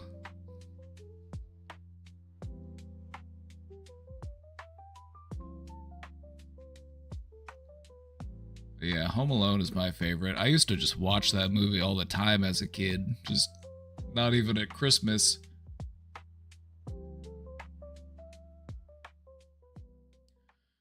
I like The Nightmare Before Christmas. There's some debate over whether A Nightmare Before Christmas is a Halloween movie or a Christmas movie. I think it's the type of movie where you watch it right after Halloween. It's almost more of a Thanksgiving movie. You kind of watch it in between the two.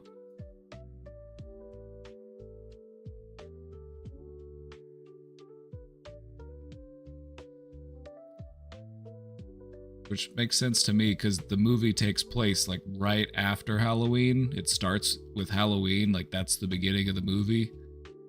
And then it's the build up to Christmas. So I like it as a good in-between film.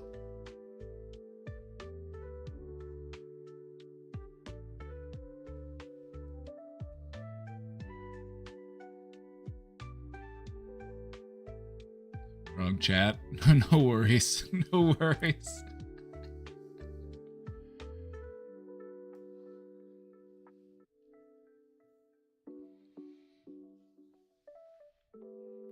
Jack. Jack. There's only 364 days to Halloween.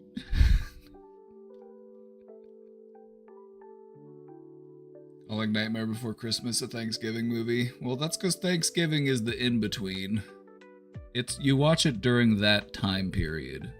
In my opinion, it's like, it falls between Halloween and Christmas.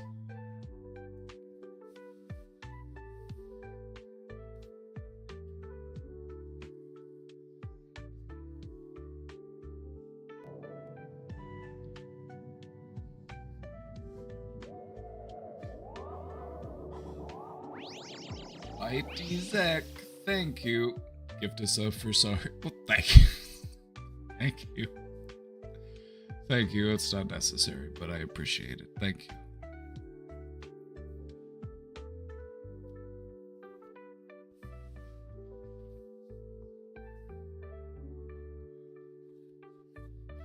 Perfect timing. Yep, we were waiting for you to get here.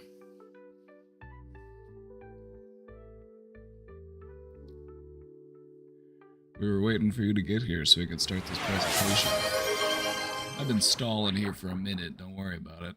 People are showing up, they're getting here right on time. GNG, thank you for the 28 months! And Astral Store with the 13 months. Thank you, my friend.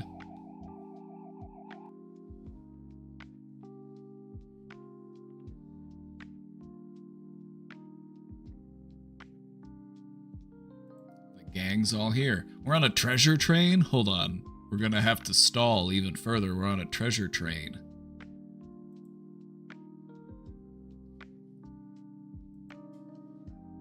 Treasure train. We're at 93%. A what? A treasure train.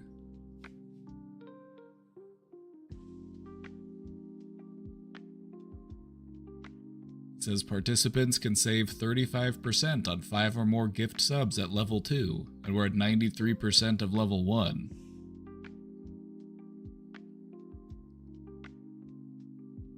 So if we get it to level 2, the discount unlocks. That's That's how it works. Interesting.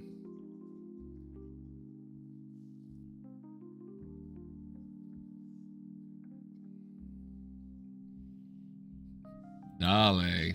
Yes.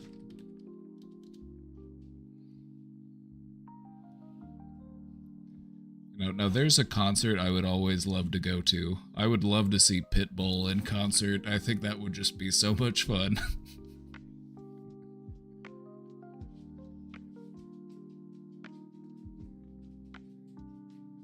Any bits? Any primers? Any subbers? If we get to level 2, the discount unlocks.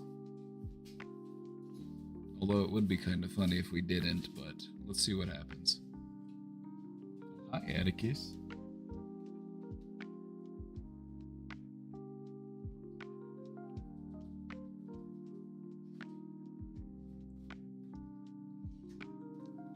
I still have it here, so I want to show you this again. This is the gift I got for the White Elephant gift exchange that I'm going to be doing at my family's Christmas party. I got this, it's a peach, and it lights up like a neon light, but it's LED. It's a peach.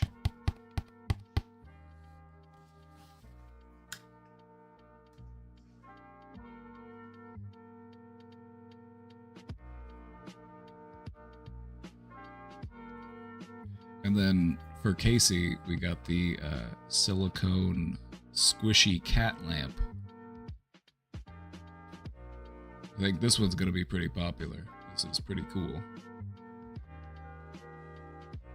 It's touch controlled. You squeeze it.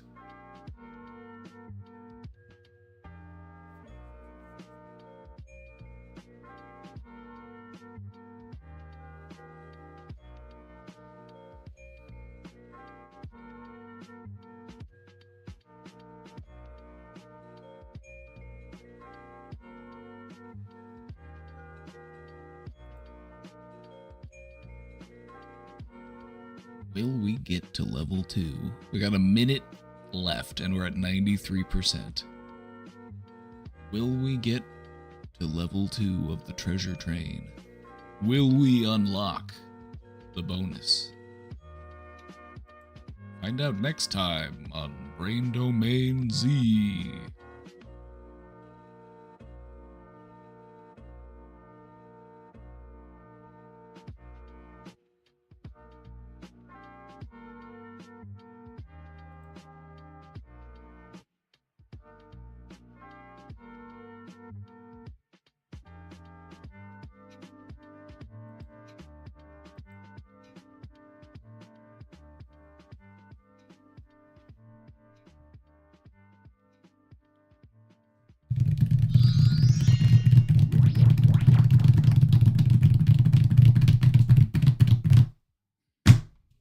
Polonius, you did it. The madman. Polonius, you've saved the train. Thank you for the 19 months, my friend.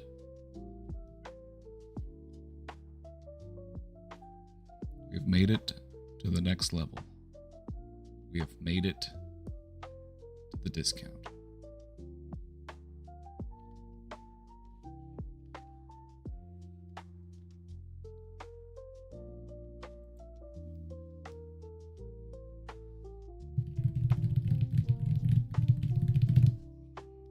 These discount. Yep, these are discounts for the Oilers. We know the Oilers love a discount. Manifesting Oilers. Manifesting Oilers.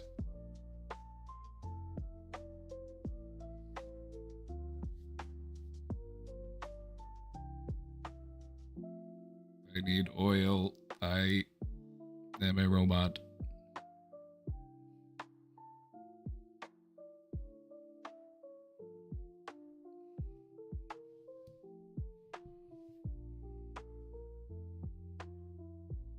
I need some Oilers. I need you to be like the US military. I need you to go capture a tanker for me in a brazen act of piracy. Just kidding. In a video game. Don't go pirating an oil tanker. Don't go do the things that the US military is doing, because that would be illegal.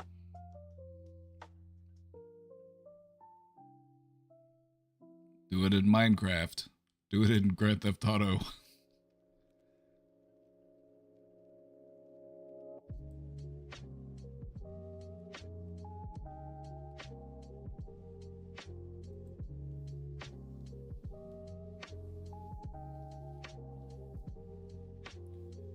Like, am I crazy? Yes, but besides that, I just... Don't worry, we'll get into the presentation, alright? Don't worry. It's just... I think it's crazy. I think it's crazy that they're like trying to start war with Venezuela and everybody just sees right through it and they're just like, what the fuck are you doing? Like, fix our country. Quit blowing people up in other countries. What the fuck? Like, we've been over this shit. We've been over this shit for decades at this point. They keep trying this same old trick. They did it in Korea, they did it in Vietnam, they did it in Iraq and Afghanistan. Now they're trying to do it again.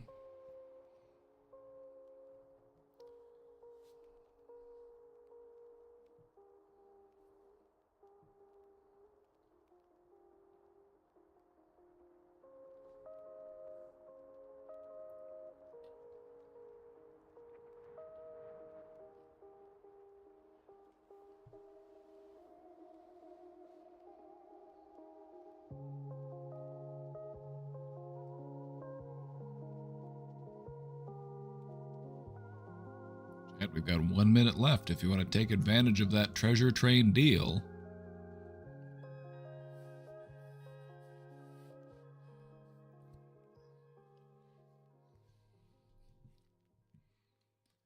I don't know about you, but I'm ready.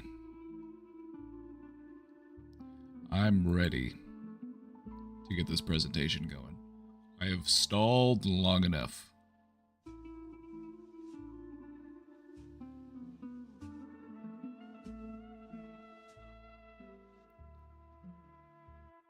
Alright everybody, let's get into it. Let's get into part 3 of the Holiday Survival Guide. My personal favorite part. This part's all about cultivating holiday joy. Are you ready? You've probably been ready. Been doing a lot of rambling. Lord, I was born a rambling man. Trying to make a living and doing the best I can.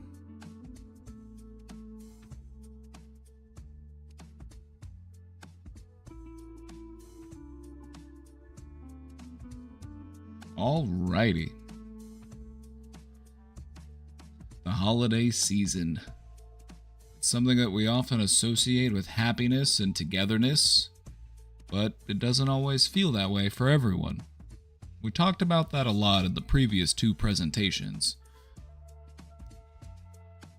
We talked about some of the challenges that arise, like societal expectations, changes in life circumstance, stress, how they can all make joy feel out of reach.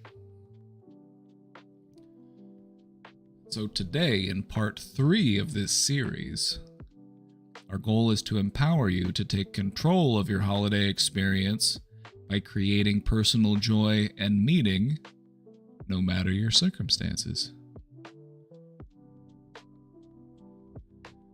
So let's get into it.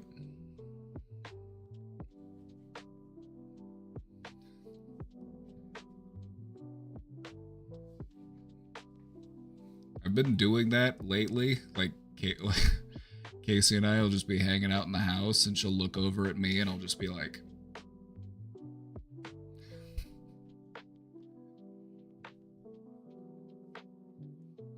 it's always good for a laugh.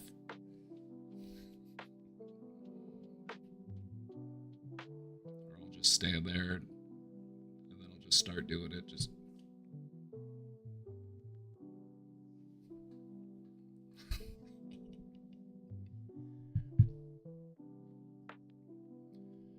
We touch upon being alone on the holidays. Happiness and Togetherness Association hurts these days if you're alone. We're going to talk about it. We talked about it a bit in the previous presentations as well, but we're going to touch on it again for sure. Let's get into it. Cultivating holiday joy. First up, let's get a good definition for what holiday joy means. What is holiday joy?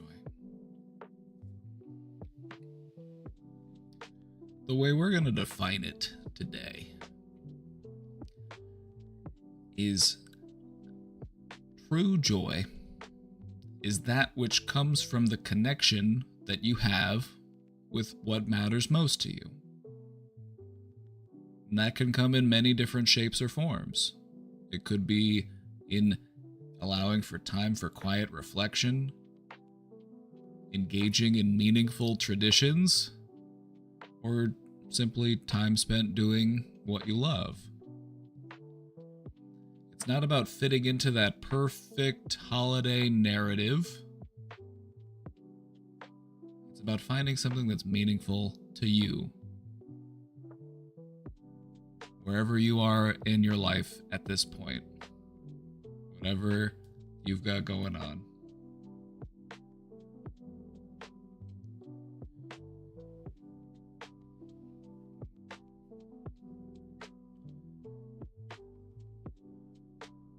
The psychology of joy is a topic that I find particularly interesting. It only took psychologists about 100 years of studying psychology to finally get around to studying what it is that makes us happy, or that's something that I kind of find funny. The School of Psychology, it got its start in the late 1800s, and it wasn't until like 1980s, 1990s that positive psychology actually started to become a real thing. So anyway, the psychology of joy.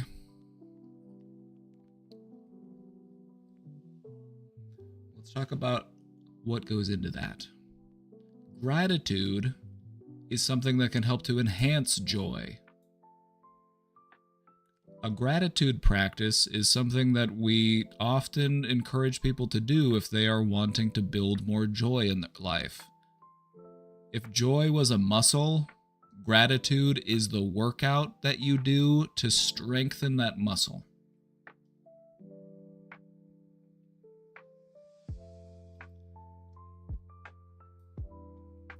Gratitude is pretty simple in practice.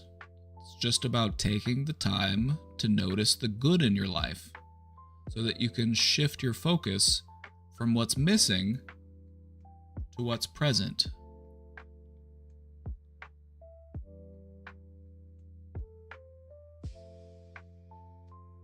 It's a way of helping to train your brain to focus more on the positive and less on the negative, which is something that our brain needs, because our brains have a little bit of a bias for overly fixating on the negative, you know what I mean? Being grateful makes me feel good. It's like a cheat code. It sounds silly and it sounds simple, but that's part of why I like it so much, is because it's not anything too complicated. It's a realistic, effective way to condition your brain to be more open to feelings of joy.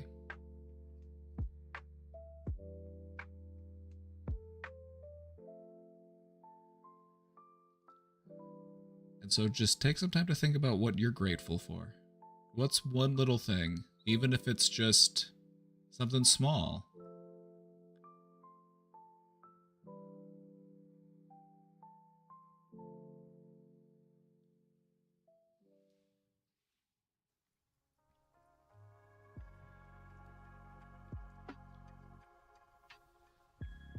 Authenticity is what helps to fuel joy. It's really important that our choices are aligned with our values And so when it comes to the holidays, we want to make sure that those things are in alignment. We want to focus on what actually matters to us rather than the societal pressures. You know, like I have to have the most decorated house on the block. I got to buy people the best presents. I got to make sure this happens and this happens. Otherwise, I'm not doing the holiday correctly. Being authentic and true to yourself is what opens the door to a much deeper satisfaction than trying to keep up with what everybody else is doing.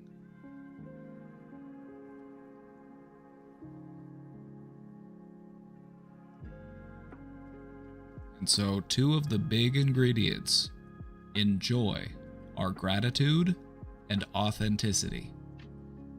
And so we're going to want to keep that in mind going forward when it comes to talking about different ways to cultivate holiday joy. We want to keep those two things at the front of our mind: gratitude and authenticity.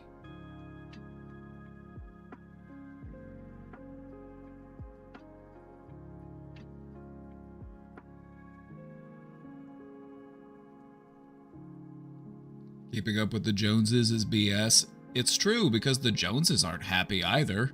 Like, that's the whole thing. It's like, they're not happy either.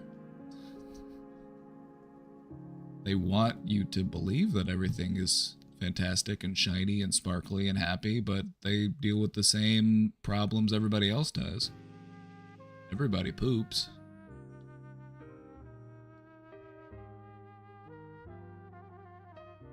What about gooning? Goon at your own risk is what I always say. Goon responsibly. You don't want to blow out your dopamine receptors, because that's going to get you in a whole mess of trouble.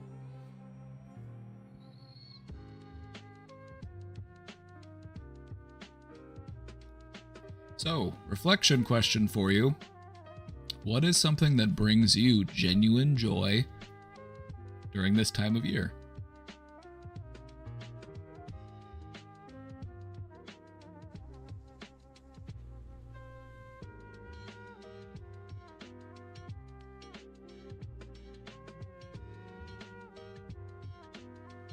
What are some things that bring you genuine joy during this time of year?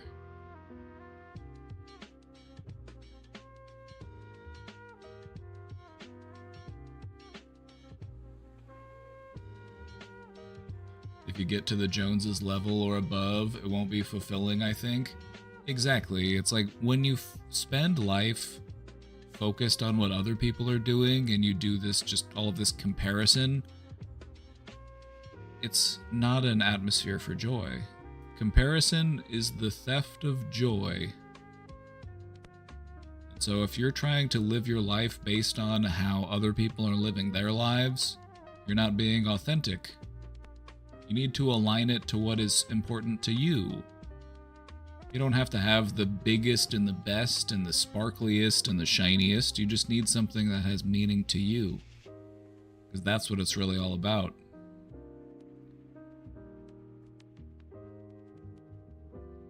The kiddos being happy brings you joy during the me too. You know, I've got some younger cousins, and whenever we get together for the family holidays, it's always fun to see them, because they're always just, you know, having fun, full of energy, running around, just having a good time. It's cool. It's fun. It's cool to see.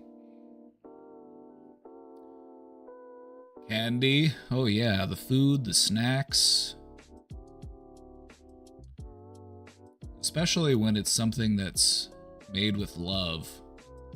You know, like going to the store and buying a snack, like that's one thing, but having like a snack that you made or that somebody that you care about made and they're sharing it with you, it's like, it hits different.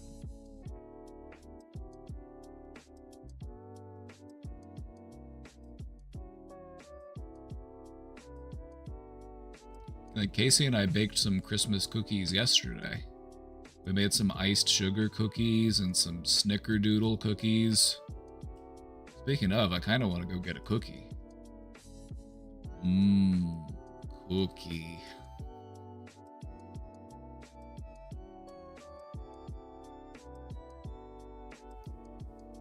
Can we see? No.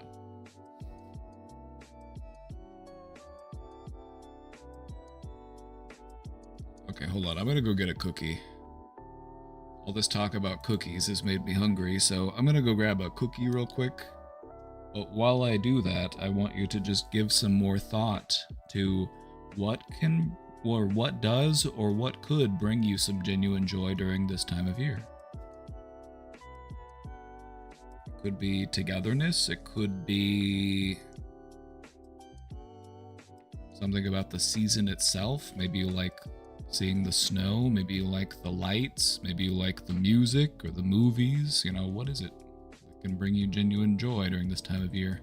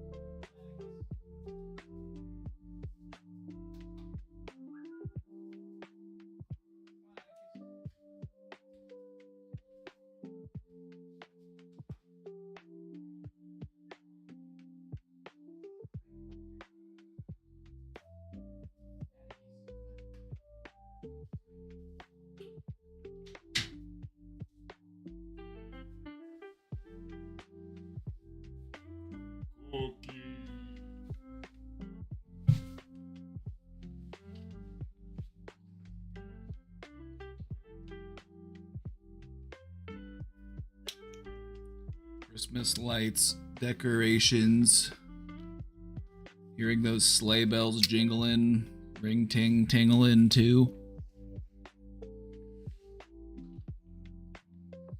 Getting comfy cozy.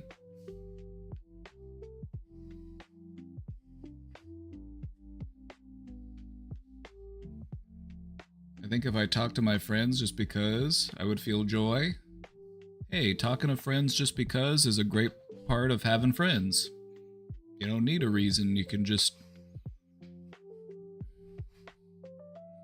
You just do it.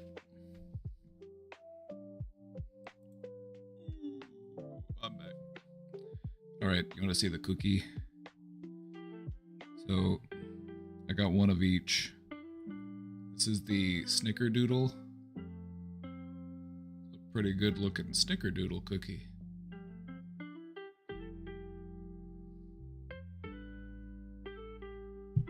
And then we did some iced sugar cookies. It's got like a little swirl to it. It's kind of cool. This one's a stocking.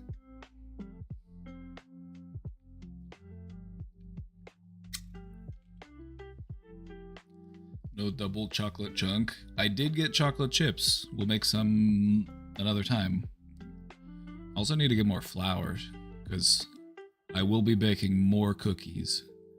Maybe I'll make some cookies to bring to my Christmas party.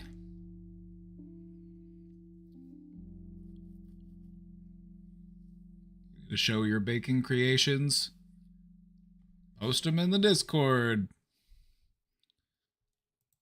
That's what I do. I'll just be posting. I'll be in there cooking. I'll just be posting pictures.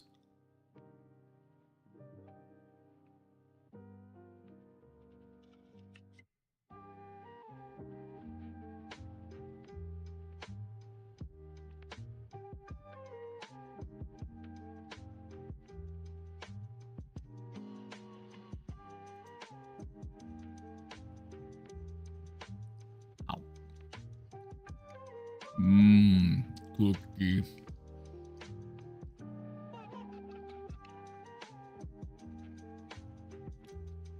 Too shy to show food?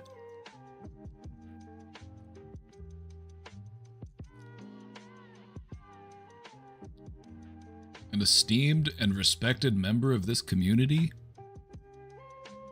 And you're gonna hide your creations from us?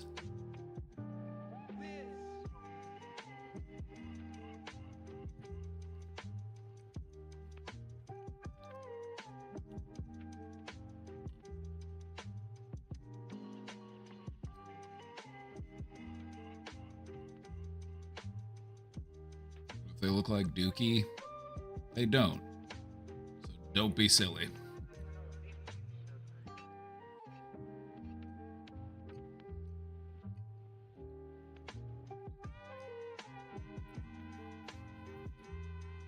Just got to Vermont.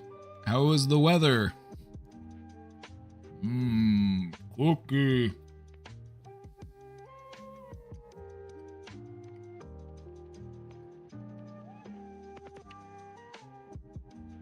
Hard workout tomorrow, right? Yep. Sure thing. We're gonna go real hard. I don't go to the gym. I do tiger moves. Who needs to go to the gym when you could just do tiger moves? You don't see a tiger in the gym.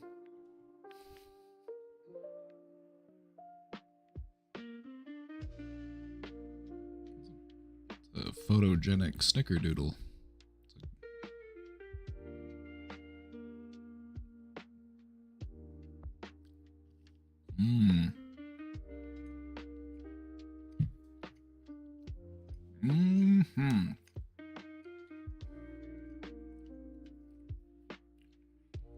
Alright, let's keep it moving.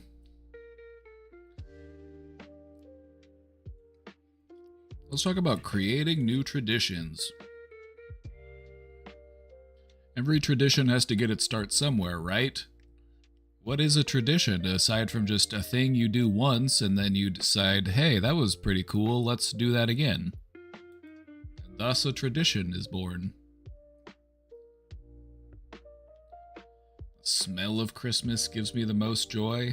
Oh yeah, the sense of smell is the strongest one in terms of our memory. It has the most intense connections with our memory. A smell can take you back to a place in time like nothing else really can.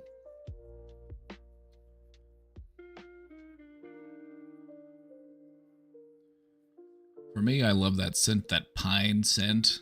I'm all about that pine.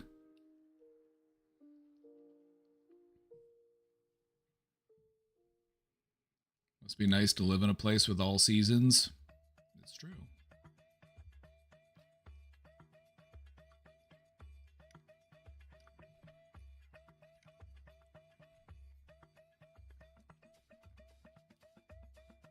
You know, Missouri gets a bad rap because we're a red state and our politicians suck, but I honestly do like it here.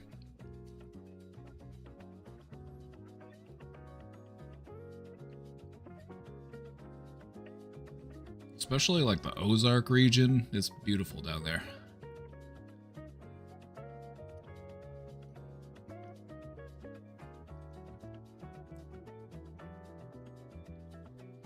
All right. Let's talk about creating new traditions. This is a big part of how we can cultivate holiday joy.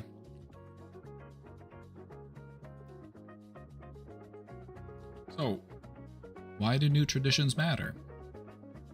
Well, traditions don't have to be rigid. They don't have to be pre-existing. This doesn't have to be something that your parents did or that your grandparents did.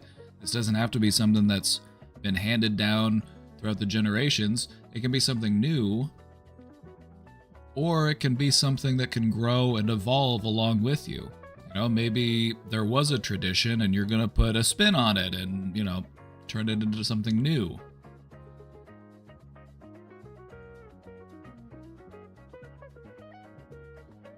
When we create our own traditions, we're crafting a holiday season that feels more meaningful, and it feels more uniquely ours.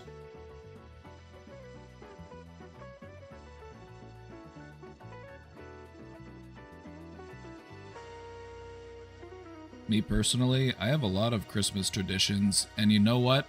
I don't always get to every single one of them. Because some years you just might not be able to have time and sit down and, watch this particular movie, maybe it can fluctuate. It's okay.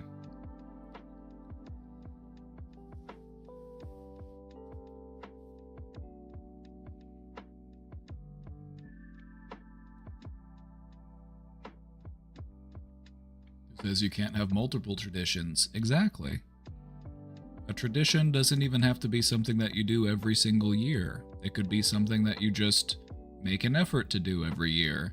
Or it could just be a thing that you pick amongst things from that year.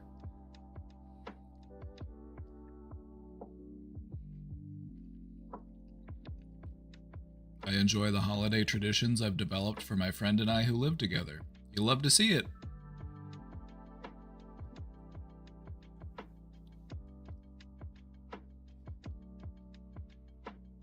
So, let's go over some ideas for new traditions. We're just going to do some brainstorming here, okay? I'll give you some ideas. Maybe you like some of them. Maybe you think some of them are corny. That's okay. I'm just going to throw a bunch of stuff at the wall and see what sticks, but I'd also like for you to be thinking about some ideas yourself.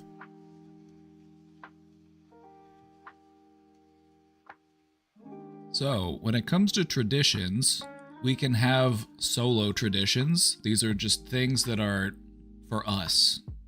Things that we can do entirely on our own.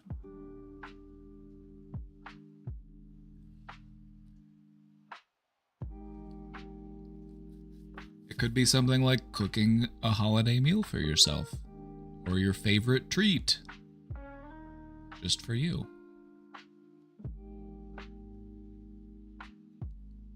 Because you're worth it, and it's worth celebrating.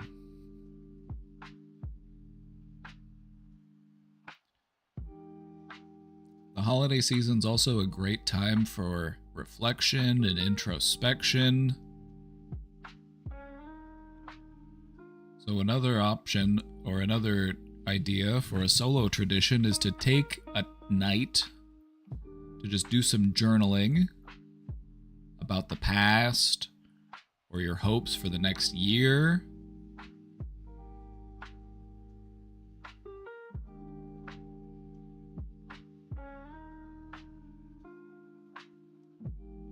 Let's continue. This one carries on.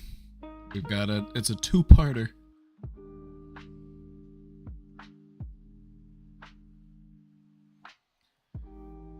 Actually, before I get into it, let's just...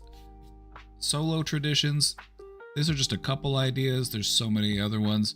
You can go out and look at lights. You can go out and, just something, so long as it feels meaningful, so long as it feels authentic. Something that you do because it's something that you want to do. If you want to go down and go sit on a bench at the park and just look at the snow and watch the squirrels as they scurry around and prepare for the winter.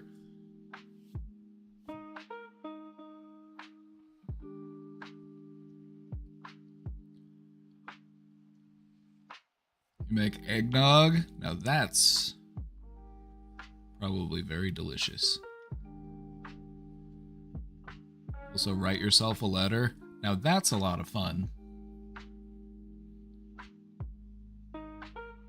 Writing yourself a letter might sound silly, just conceptually, but the thing about writing yourself a letter is that if you take enough time before you open that letter, you might not even remember writing the letter.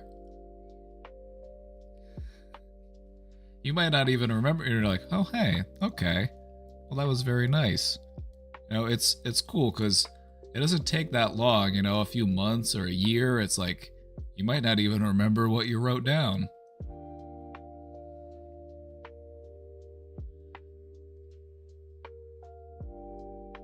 So, hey Jaina, how's it going? Jaina, are you excited for Warhammer 40k Total War? I know I am.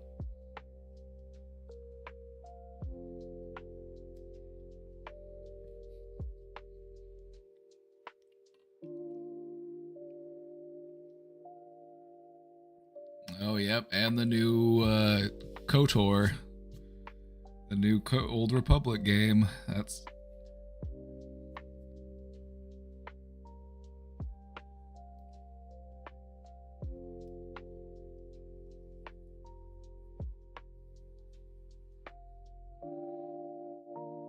science fiction fans were eating well.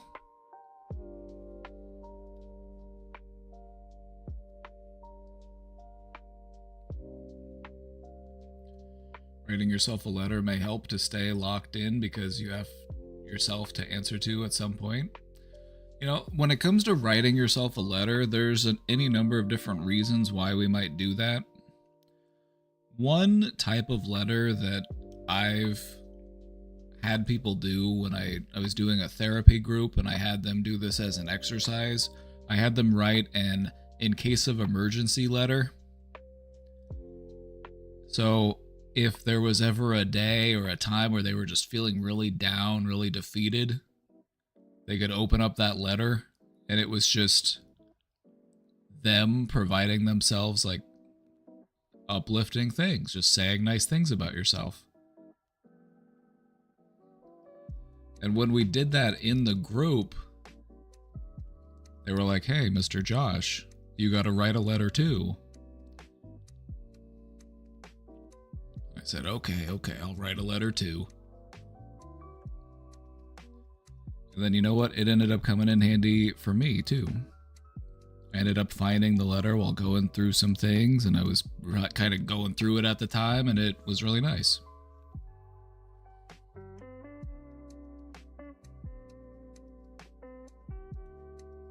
It's just a nice reminder to yourself that you care about yourself and that you want the best for yourself and that you're looking out for yourself. Because sometimes it's not so easy to remember that. But to see it there in your own handwriting, it hits different.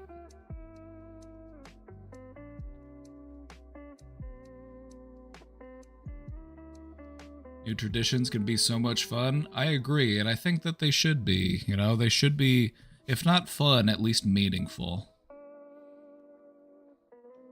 You know, because you can have a Christmas tradition of like looking back and taking time to honor those that we've lost. You know, you can think back about the people that you miss.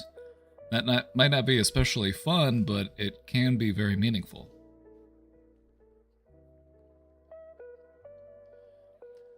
Which kind of brings me to another point. Whether or not you realize it, you are forming new traditions. It's just about what those traditions are. You want your traditions to be things that are genuine and uplifting and help you to cultivate joy.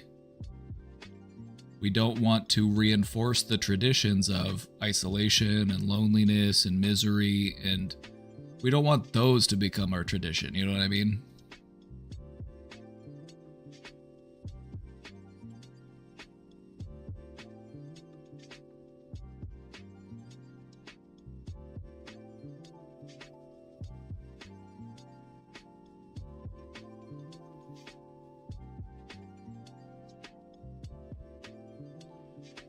There's about a 5 or 6 year period in my 20s where I'd go to the beach on my own on New Year's and have a cigar.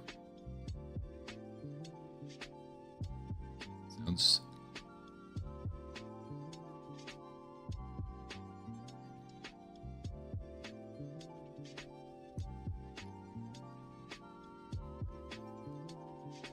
sounds like a good time.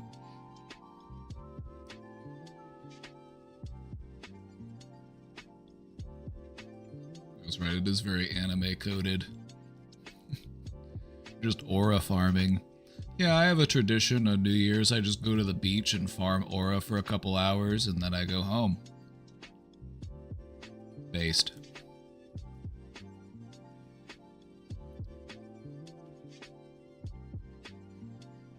Any ideas for any other solo traditions before we move into shared traditions? You know, it really can be just about anything. It could be that you take a walk around your neighborhood and look at the decorations. You know, you could get yourself your favorite treat. For me, it's like there's certain stuff that's only available during the holiday season. So, as silly as it might sound, one of my holiday traditions is I normally try to get a box of the Christmas Captain Crunch.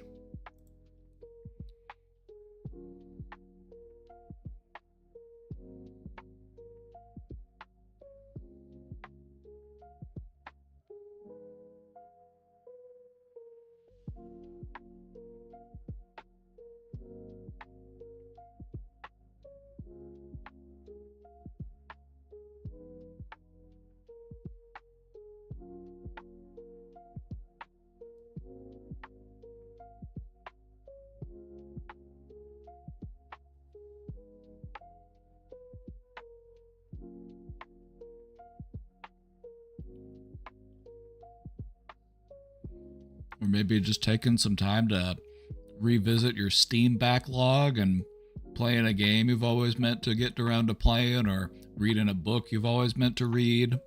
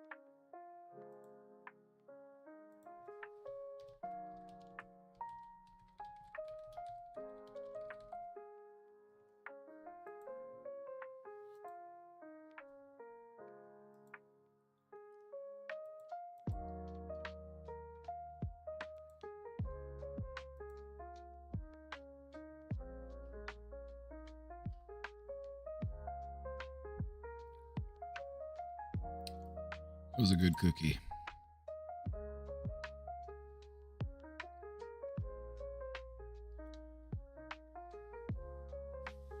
I'm reading and listening and realized I don't have any traditions. I'm sure you might have some, they just might not register as traditions. You know, all it has to be is just something that you find meaningful, something that is genuine to you. Doesn't have to be anything major.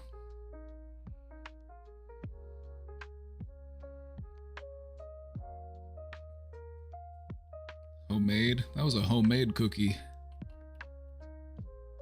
And I'm the hoe that made it.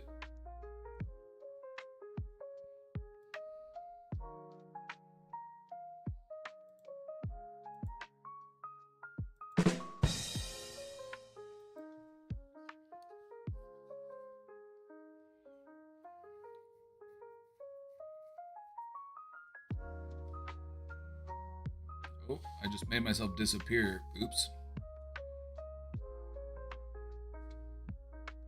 Where did he go?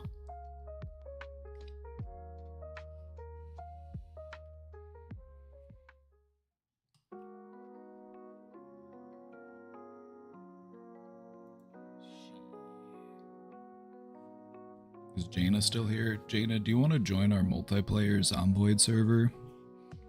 They just added multiplayer to the new build.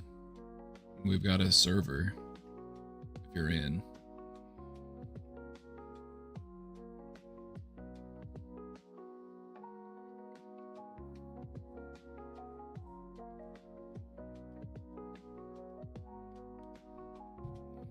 I want to join. What I really want to do is get a community server set up.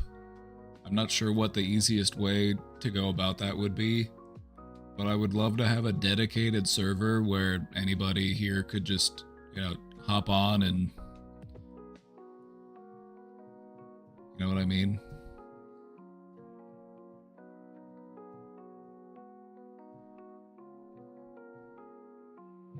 enjoy whatever that is. Project Zomboid. I'll have to show you later. Remind me, I'll show you later. It's basically a zombie apocalypse simulator.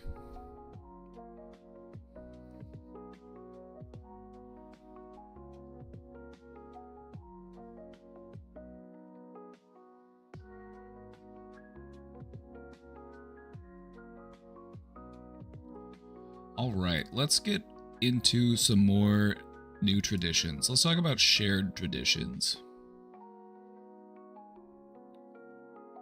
Here are some ideas of some things that we can do in a shared way. You know, maybe people are too far, maybe it's a little difficult to meet up with people. We can also host a virtual gathering. You know, we can all take a time to meet together virtually with the people that we loved. Everybody can share a story, everybody can share a memory, because that's a big part of what makes those moments feel special. It's one of my favorite parts about going to my family's on Christmas is just, you know, hearing the stories. My mom and her sisters talking about the stories from the stuff that they did when they were younger.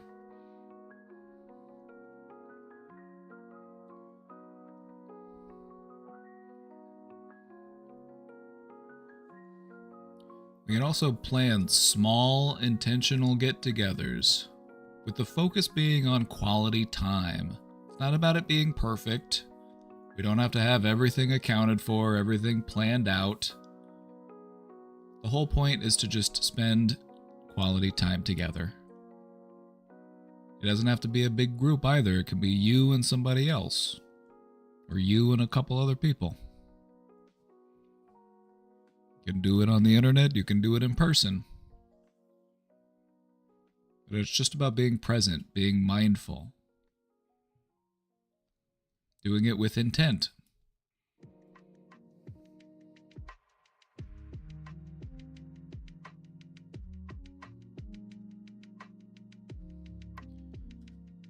A couple creative ideas for the crafty ones out there. The Holiday Joy Jar. So you're going to need a jar for this. If you don't have a jar, you might have to go find one. But the Joy Jar is pretty simple. It works like this. Every day, you write one thing that you're grateful for, and you put it in the jar.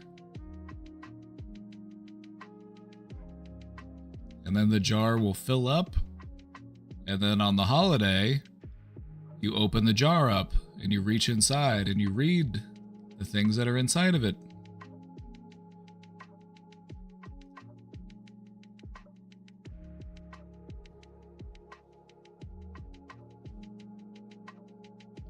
This can be a cute one, especially if you've got, you know, kids or, you know, this one can be fun. It's a nice way to practice gratitude.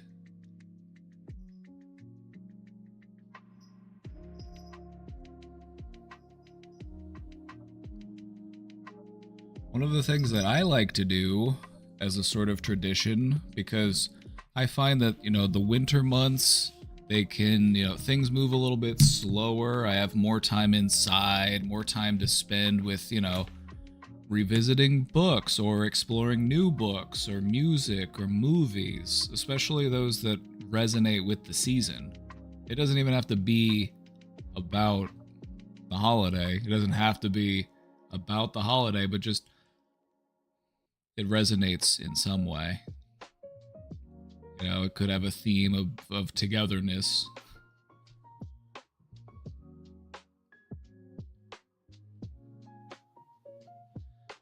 It's also really nice to take time to engage in hobbies that encourage your creative expression. Creative expression is often underestimated in how impactful it can be to helping us feel more joyful, helping us feel, you know, a renewed sense of that holiday spirit. So it could be something simple. You know, you make a little ornament, get some supplies from the craft store, or you send somebody a letter. Maybe you draw a little picture. Maybe you even do something like a little paint by numbers. Maybe you build some Legos. I don't know, man. It's your idea. It's your holiday. What do you want to do?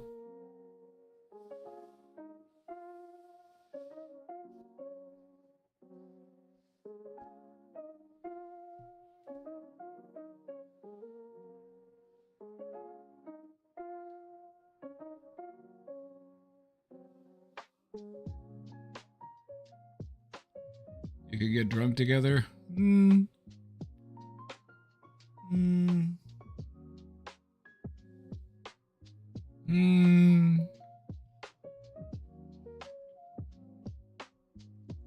Not really my thing. I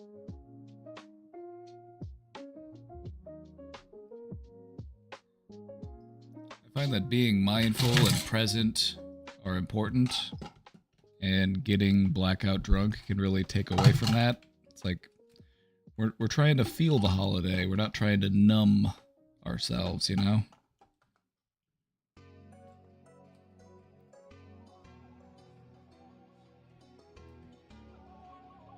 If you want to enjoy a beverage, if you want to imbibe on the holiday, more power to you. Just do it responsibly. We want to see you make it through to the new year.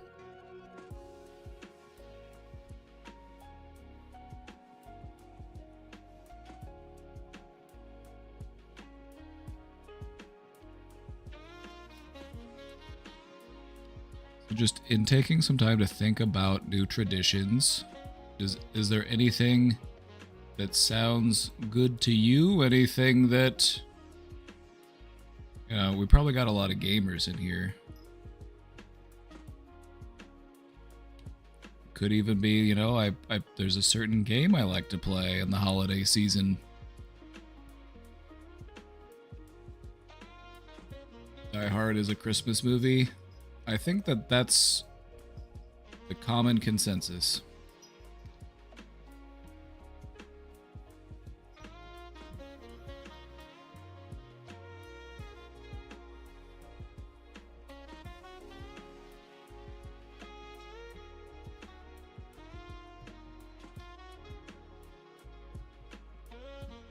Probably find a decent horror movie for my friend and I to watch. I have a recommendation that's both a horror movie and a Christmas movie.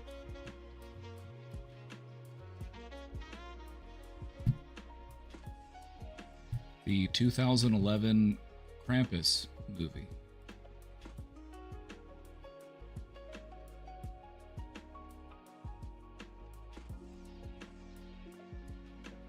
The 2011 Krampus movie.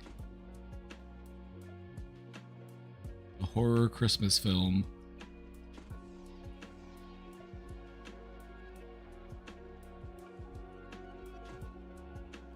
You've actually seen that one? Oh shit, a movie that Gubin's actually seen.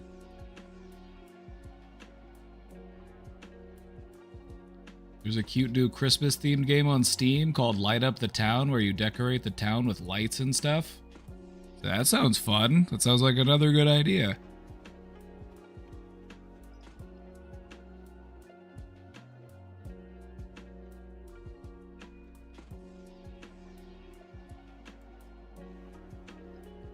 So long as it's meaningful and genuine to you, that's what matters. If your holiday tradition is I eat a meatball sub and I play Tetris, that's as long as it's meaningful to you, you know what I mean? I don't want to give you too many ideas. I just want you to ideally come up with your own idea, because it should be something that really resonates with you. And you are the most qualified person to figure out what that is.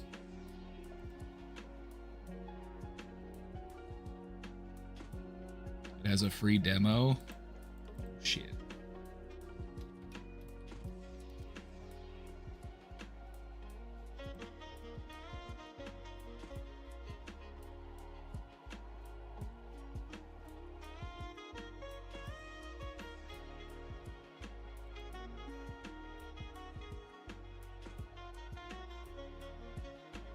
You play as a little critter?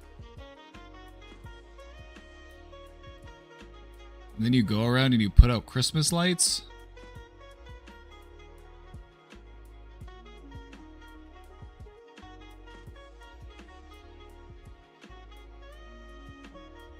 Very cute.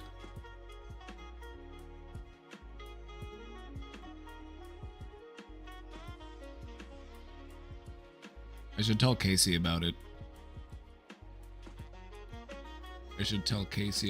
Because that might be one she gets a kick out of for the holiday.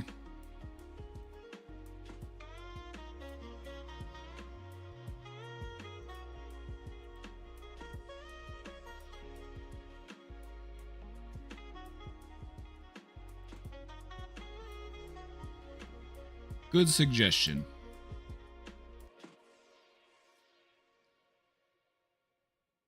Nice. I think Casey might get a kick out of it because, we've got the holiday marathon coming up, so we're going to be playing some games and stuff, so that might be a good idea. That might be a good addition. We're going to be playing Minecraft too. We're going to have a Minecraft server going.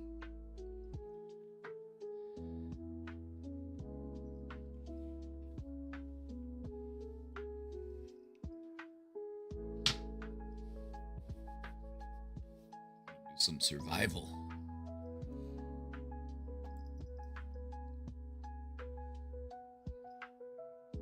All right, let's keep cruising.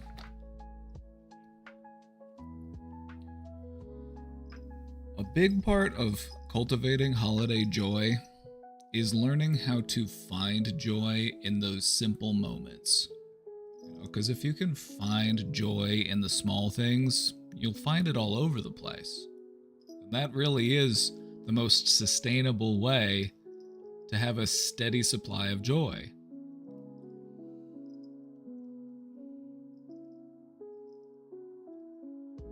It's often those simple things that bring us the most joy, those everyday joys. A cup of tea, hot cocoa, a quiet winter walk, your favorite holiday movie. Doesn't that sound nice? All simple, yet still meaningful.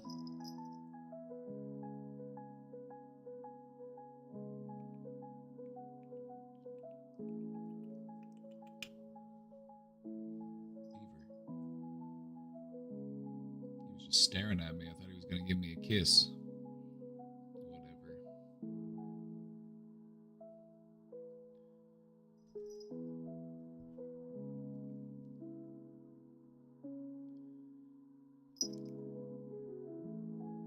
You take the time to appreciate the little things, you're able to find the joy in those things. What this comes down to is mindfulness.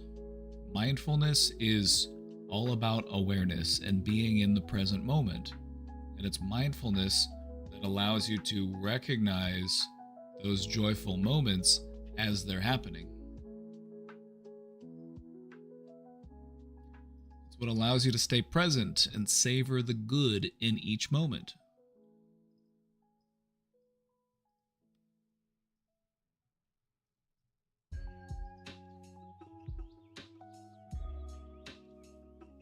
I feel like for a thing to be meaningful, it has to be simple. I would agree. I feel like the simplest things are the ones with the most meaning because they're not overly complicated.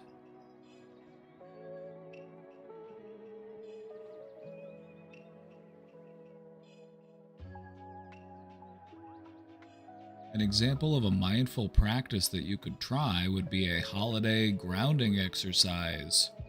Notice the sights, notice the sounds, the smells that make the season special. What's your favorite holiday smell? I love that pine scent. Pine.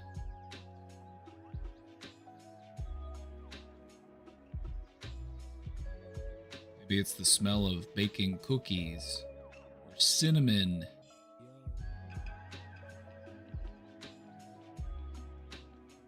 Maybe it's the smell of a crackling fire in the fireplace.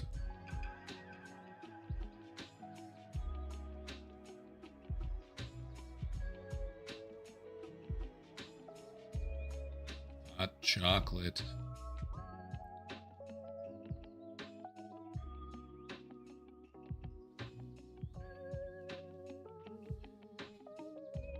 How about the sounds? How do we feel about Christmas music? I understand that Christmas music can be very hit or miss, but I feel like everybody has at least one song that they find tolerable. You know, you might find most Christmas music distasteful, but there's probably one song that you can at least stand to listen to.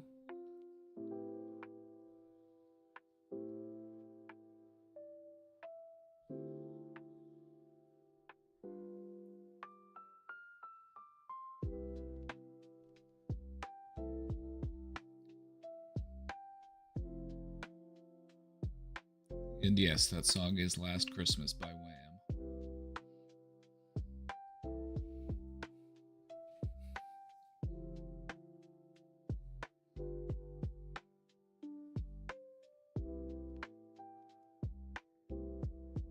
A little bit more gratitude for you, because gratitude is also a good mindful practice.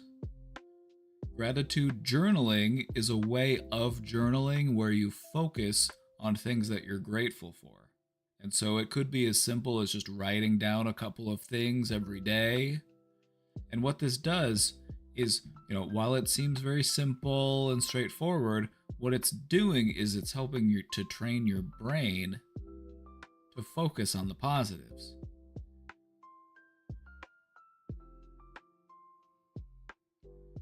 If joy is a muscle, then gratitude is a workout to help build up that strength.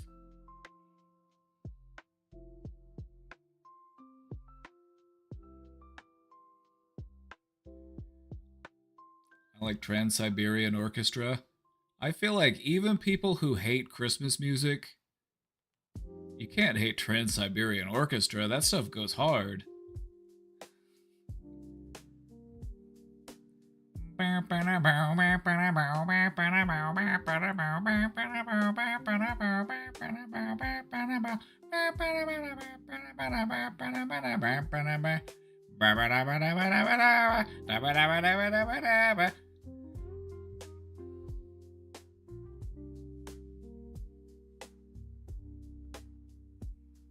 don't hate them, I just heard them too much. You shuffle them out of the rotation. Sometimes you gotta put a Christmas song on the bench. It's like, oh yeah, we listened to this one too much this year. Let's give this one a year off. And then, who knows, maybe in a year or two, you'll be like, oh yeah, I don't know, yeah, okay. That's not so bad.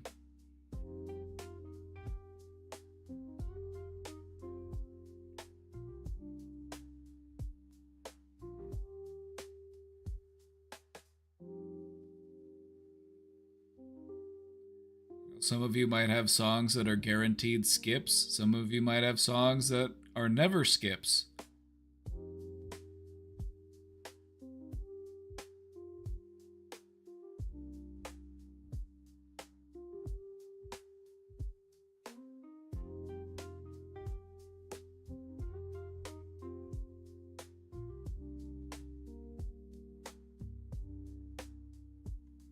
Your husband wants to take the Trans-Siberian train. Well, it will be very cold, but that's just even more of an excuse to snuggle up. Like, all right, but you're gonna have to keep me warm.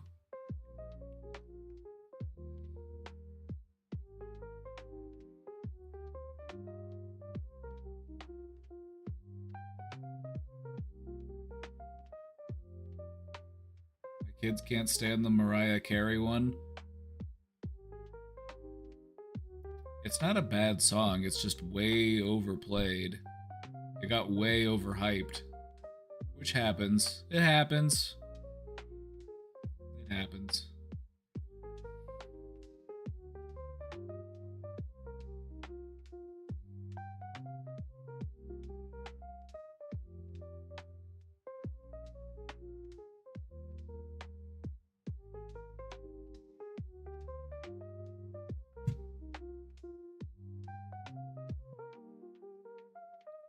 limit my exposure to Christmas music so that I can enjoy it when I do hear it, this is the way.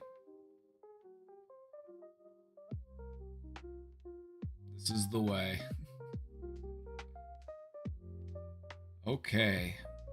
Let's talk about spreading joy to others. Because guess what? You don't just have to focus on yourself when it comes to cultivating holiday joy. Another effective way to help feel more joy is to be kind to others. We engage in those acts of kindness because helping others often creates a ripple effect of joy. You could volunteer at a local shelter or charity. You can perform small acts of kindness, like sending a thoughtful note or a card, or baking a treat for a neighbor.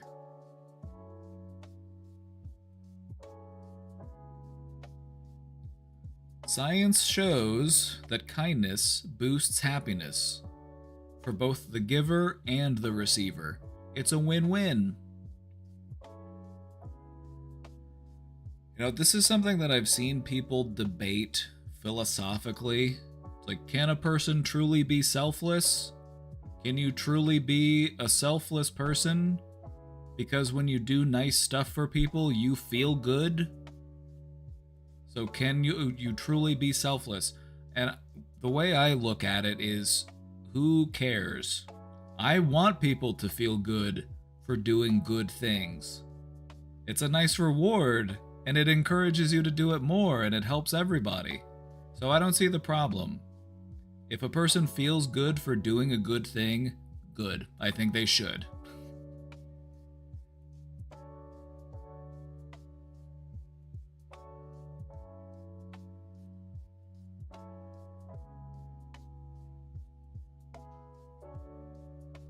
So it's a win-win. You know, there's a lot of people who are struggling, a lot of people in need. And so even to just take some time to pitch in and lend some help, it could make you feel really good. And you're also helping somebody else to have a better holiday. Now let's talk about gifting. Let's talk about gifting, because those gifts ain't cheap. So what are we going to do there? Well, it's important to remember that a gift does not have to be a material thing. It can be an experience or a moment that creates lasting memories. You know, like, hey, let's go out and look at the lights together. Let's go out and,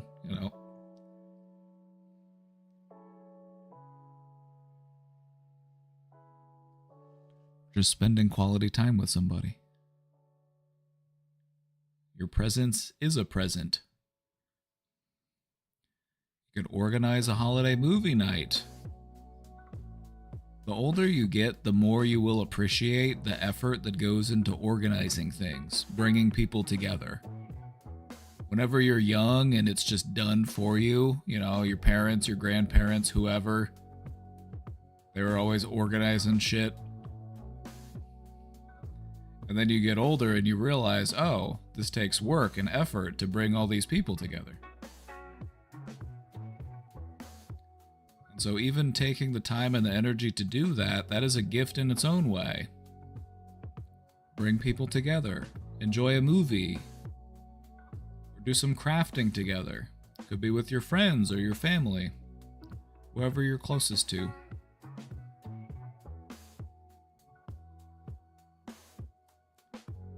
You can also create other ways that show people that you're thinking about them. A letter, a card, a personalized playlist, a scrapbook. Something that lets this person know that you're thinking about them and that they're special to you and that you want them to have a happy holiday. That matters more than how much you spend on a person.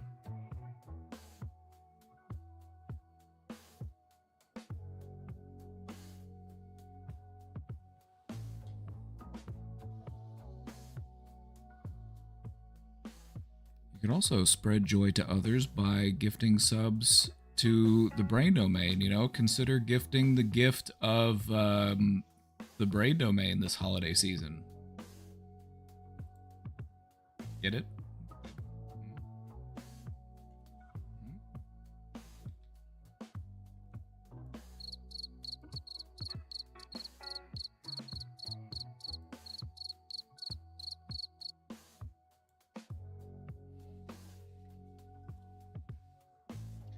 It was worth a shot.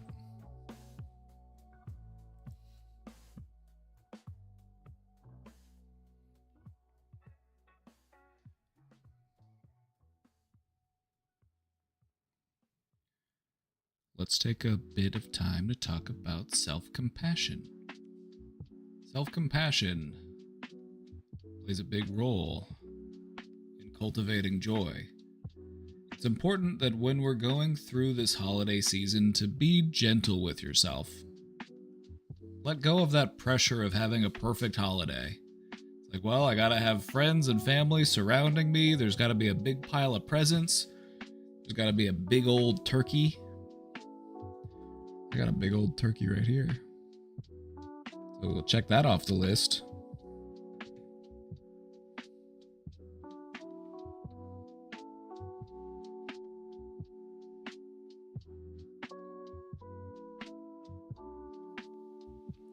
Recognize that it's okay to feel a mix of emotions during the holiday. There are times when you might feel sad. There are times when you might feel grief or stressed. There are also going to be times where you feel comfort and love. So we want to recognize and accept those feelings. It's an important part of self-care to not downplay or dismiss how we're feeling.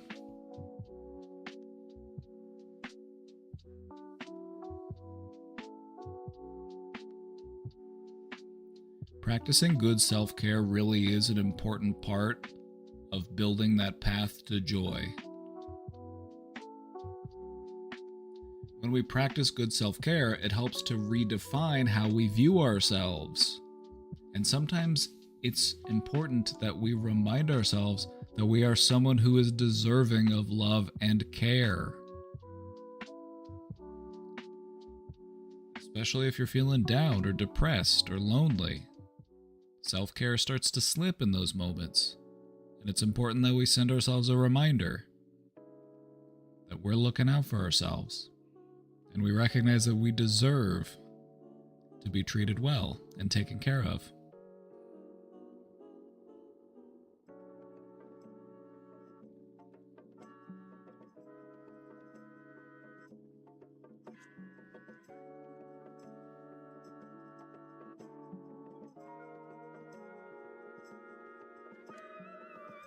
Be sure to treat yourself kindly.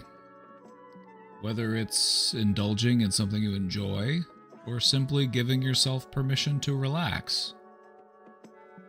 You have permission to relax. Can you do me a favor? Now that you have permission to relax, can you go ahead and just unshrug your shoulders? You know, you got a little tension in there, a little tightness. Can you just go ahead and kind of shake that out a little bit? Maybe you're clenching your fists. Got some tightness hiding in there. It's okay to let it go. At ease, soldier. You're relieved.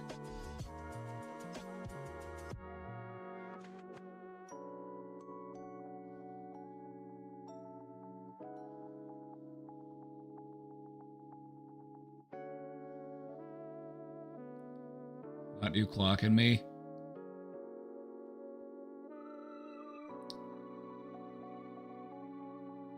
Just a military family thing. Hypervigilance, it's par for the course. At ease, soldier. You're relieved.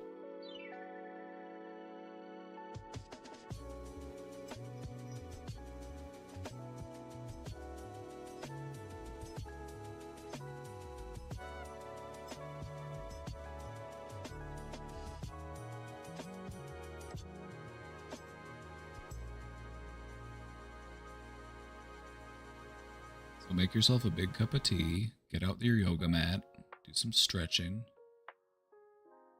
do some deep breathing, and just try your best to chill for the first time in 15 years.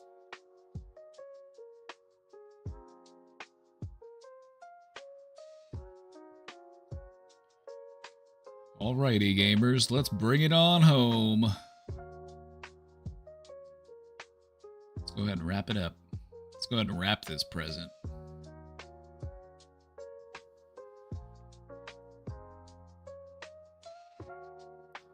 Joy doesn't come from doing more or from meeting all of those expectations. It comes from creating meaning in what you choose to do.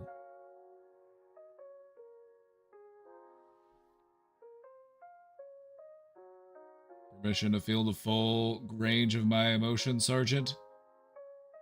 Permission granted.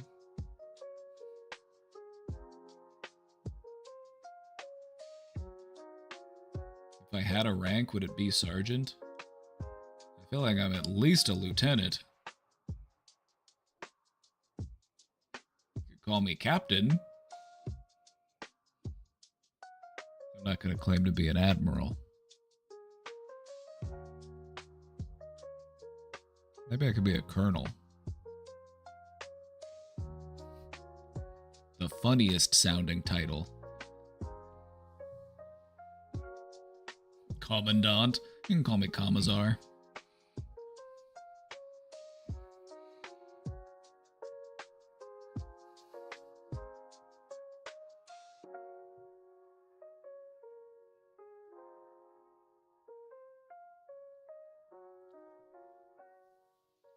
Hi, Inquisitor.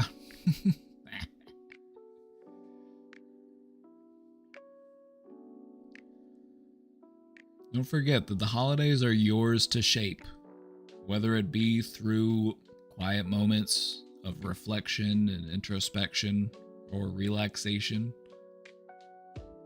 by creating new traditions, or engaging in acts of kindness. You have the power to create joy. If there's one thing that you take away from this whole presentation, let it be that. You, yes, you, right there. You have the power to create joy.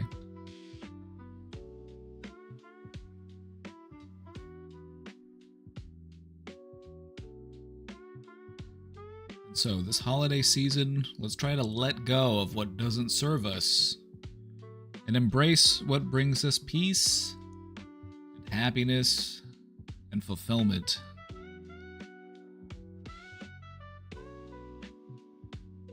Remember, the greatest gift you can give yourself is the freedom to celebrate in a way that feels right for you.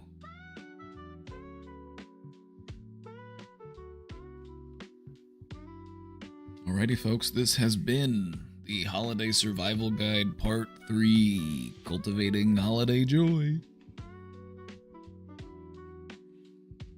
Are you ready?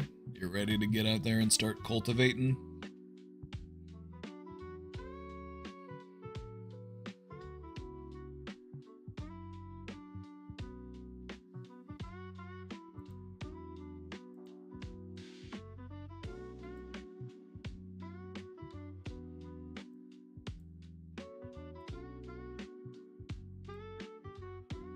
If you liked these slides, you can get a copy for yourself by typing !slides or by checking it out in the Discord. I've got it posted in there as well.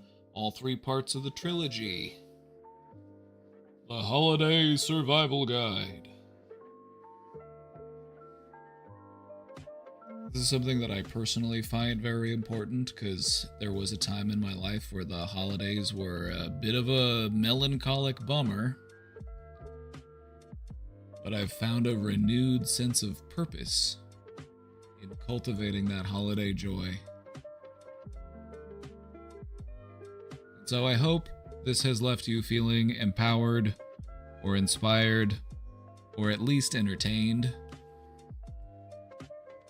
Maybe if I got lucky and did all 3, whoop whoop.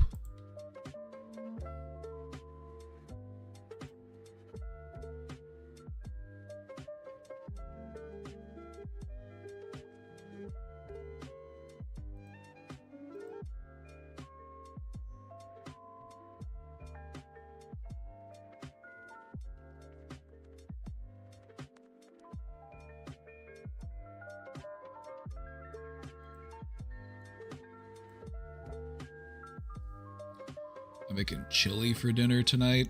That's gonna be fun. I got Fritos. I like my chili with Fritos. Sour cream, cheese. Oh, hold on, that sound I made that woke Beaver up. Let me do it again. Hey, Beaver. He said no. He's sleeping. Sleepy boy. That's an absolute unit right there. Here's my hand for scale. And for the record, if you're like, okay, well, hand for scale, but I don't know how big your hand is. When I went to Hollywood and I went to the theater where they have all of the handprints in the cement, and I found Arnold Schwarzenegger's, our hands are the same size. So there's your reference. This is an Arnold Schwarzenegger size hand compared to this giant cat.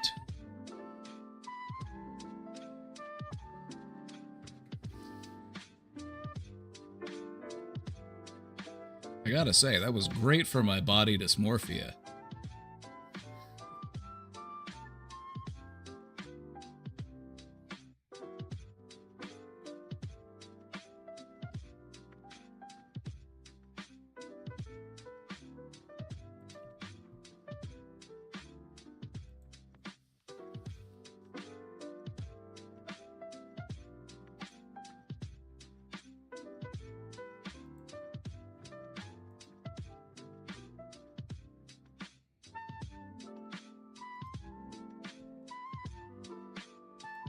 Boss, you know we finally here, right?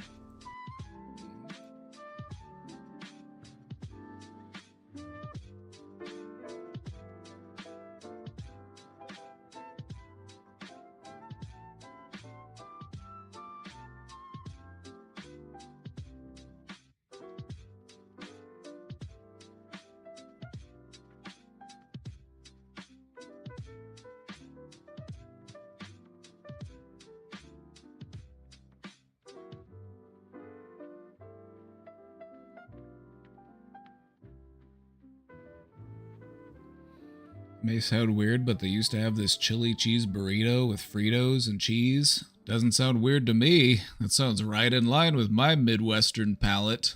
Now I could understand why that might sound weird in California. It's like, where's the avocado? But alas, yes. The chili cheese Frito combo, it's divine.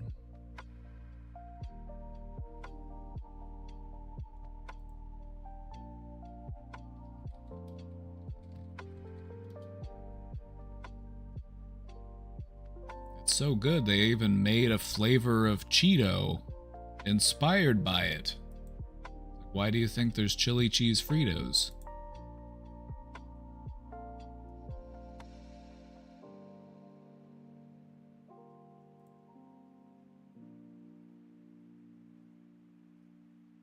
Cheese with cheese, that's the way to go.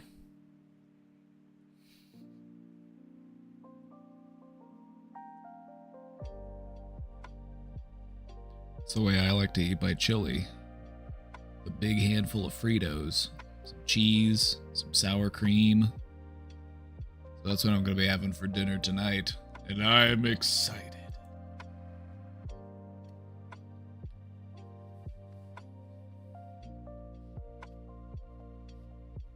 Goobins, I think you would love a Frito chili pie.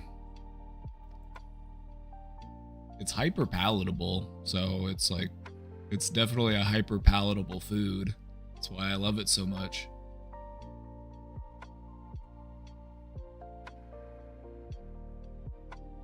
Oh, the walking taco. Yep, that's a thing too. And they'll do that with different chips as well. They'll do it with like Doritos and stuff.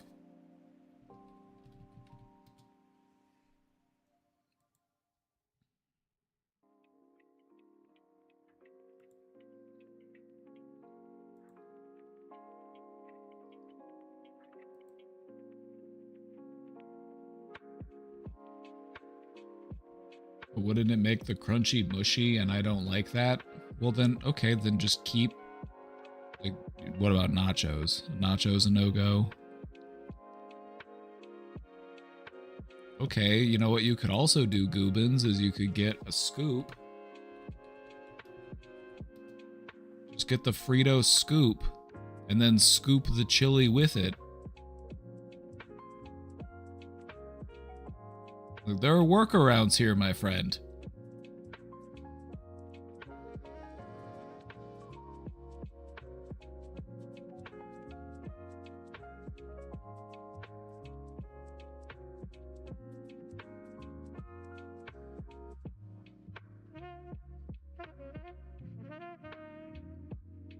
Eat separately always.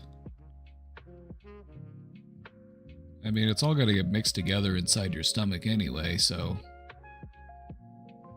I guess I just don't see the point.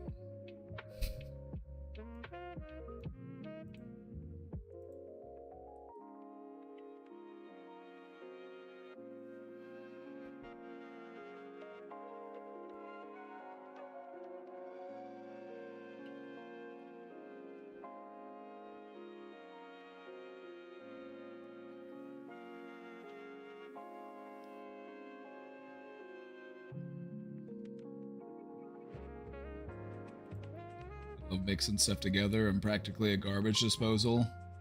Amen. Amen. It comes from growing up in the Midwest. We love a good Midwestern slop.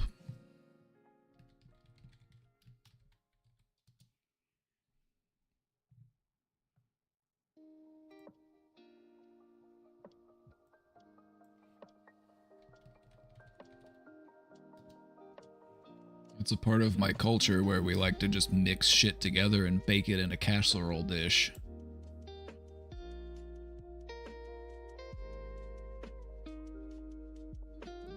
Some good old Midwestern slop. Now, tater tot casserole, this goes hard. I love a good tater tot casserole.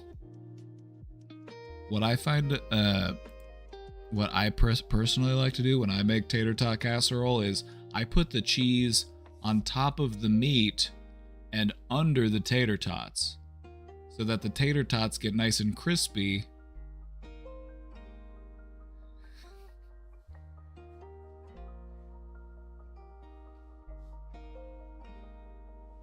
If it wasn't ground beef, I'd try it.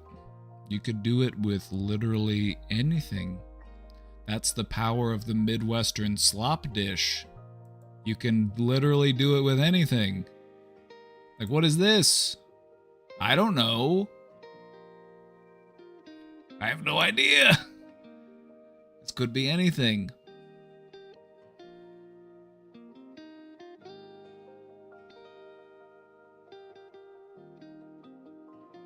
People from the Midwest, you know how it is. Good old Midwestern slop.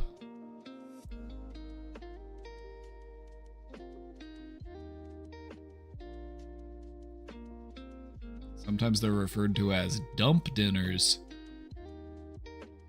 because you just dump it all in and cook it. And then it also makes you take a big dump afterwards, so it's kind of a double entendre.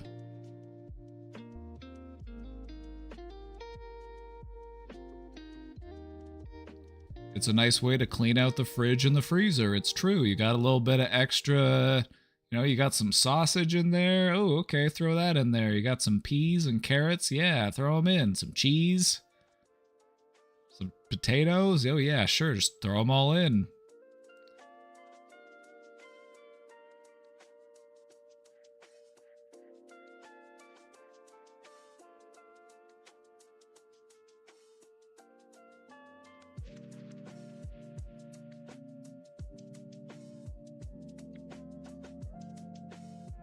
Love a good Midwestern slop dish.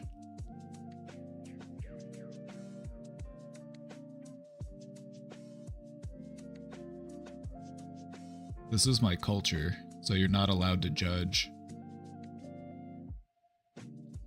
This is my culture, and if you say anything mean, I'm gonna cancel you.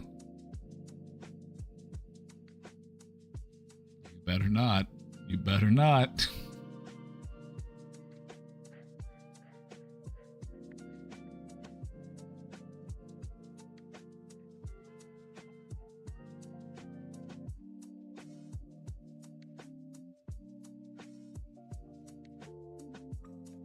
Goobins, I just hope that one day you're able to enjoy a good shepherd's pie. It's probably one of my favorite foods.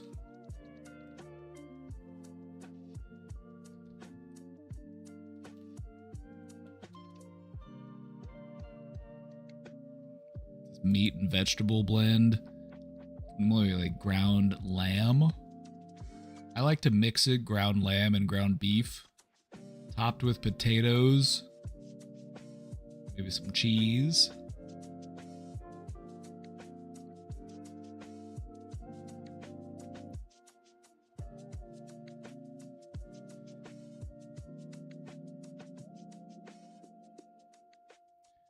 Just need to work over the fear of new foods. It's just food, Goobins. Nothing to be afraid of. Are you afraid it's gonna make you fart? Are you afraid it's not gonna taste good?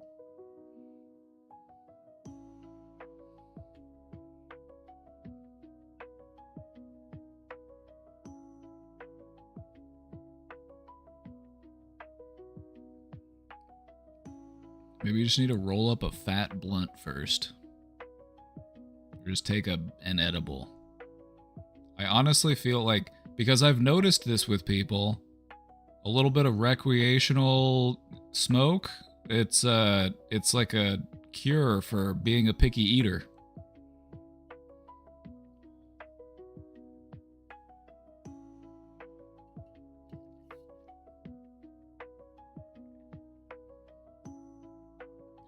The British version is fisherman's pie.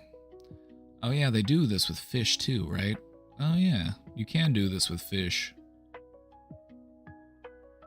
My personal favorite, I like to do a pound of ground lamb and a pound of ground beef. The lamb, it can have a taste to it that not everybody's particularly fond of, but I find if you mix it with beef, it still has a little bit of that taste, but it's in a good way. It's not bad. It's good.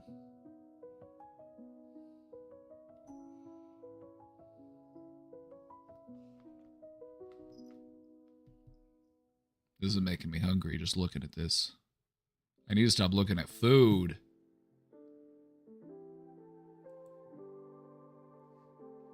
I'm sorry to say ew.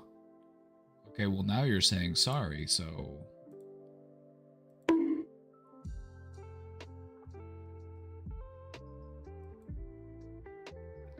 got a pound of beef, venison, and bison. Oh, nice. You're gonna make it into some burgers? I need some burger pictures. You've probably got some good food pics.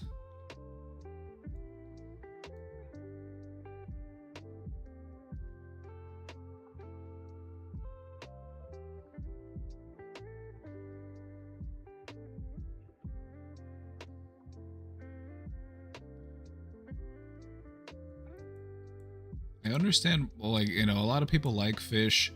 I live in the Midwest, though, so I'm like 2,000 miles away from the ocean.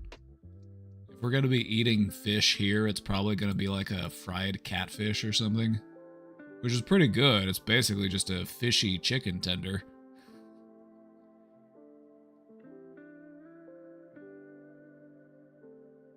Herring under a fur coat? Hold on.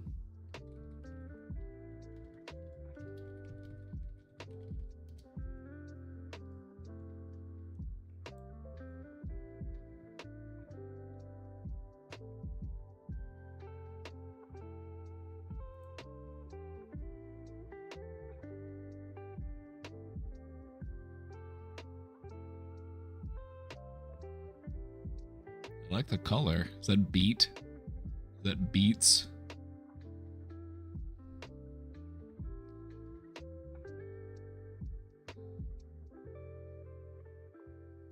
It's how you know when you're in certain regional cuisines. It's like you know where you're at whenever this color starts to show up.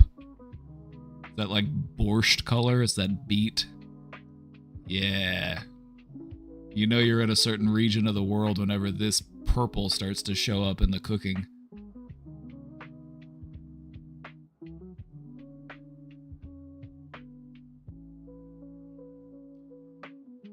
I believe it is good. I have to give it up for like Russian cuisine for being food that's like probably very good, but also looks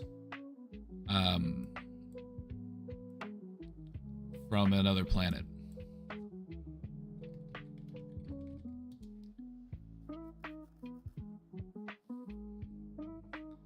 Like, I love the color of a good borscht. It's like purple soup.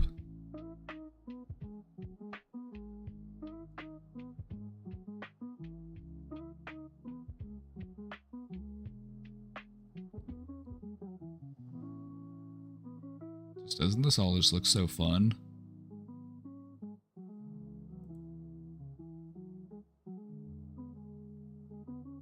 It's like a Russian quesadilla. Now what is this?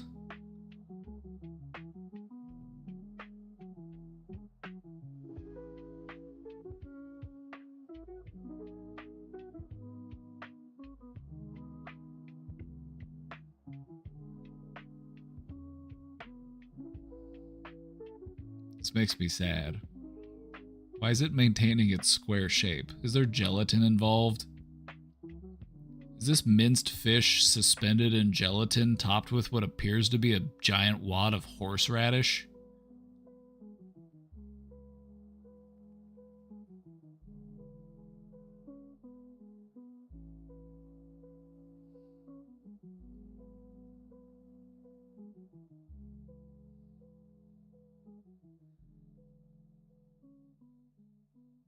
Made out of a whole pig head?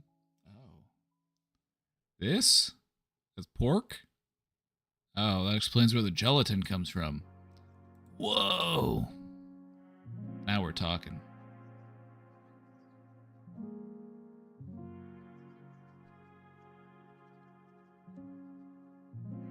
I just love exploring foods from different cultures.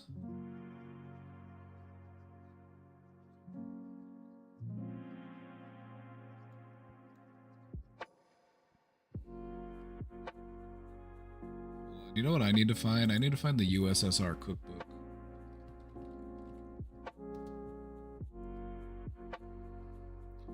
Whenever the Soviet Union existed, there was a standardized national cookbook.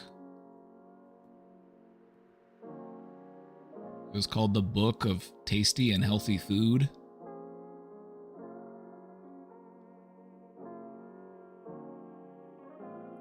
Recipes range from the sumptuous sturgeon and jelly, cold piglet with horseradish, to the everyday cabbage stuffed with meat and bean soup.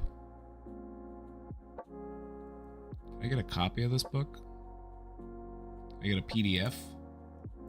Book of Tasty and Healthy Food.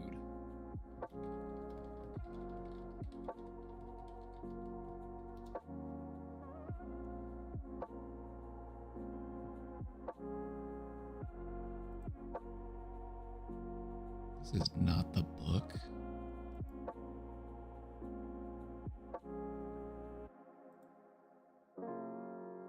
Yeah, it was a government-backed cookbook.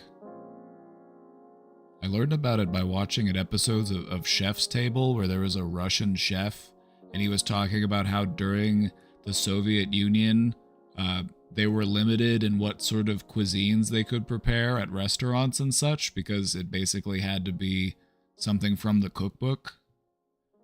And so Russian cuisine kind of was stuck in time for a number of years.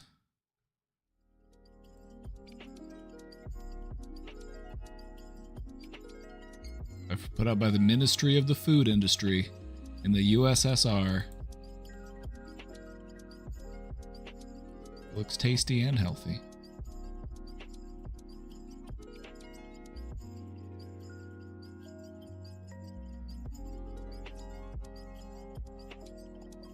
I'd like a copy for the house, actually. I'd like a copy just to have here.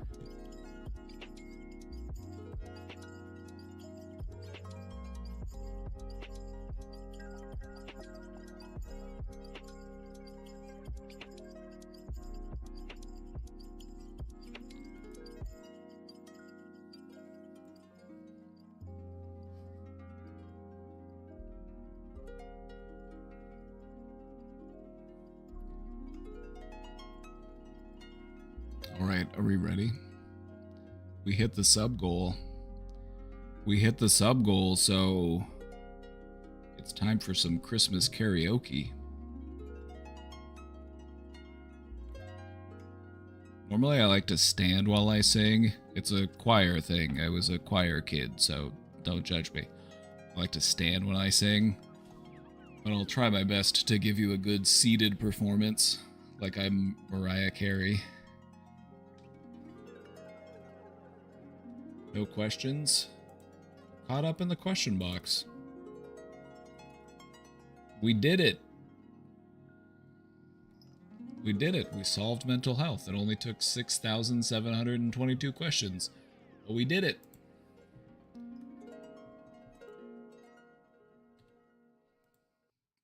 Beavis, get your fat orange head off of my keyboard. He keeps pushing the F keys and it's messing up my browser.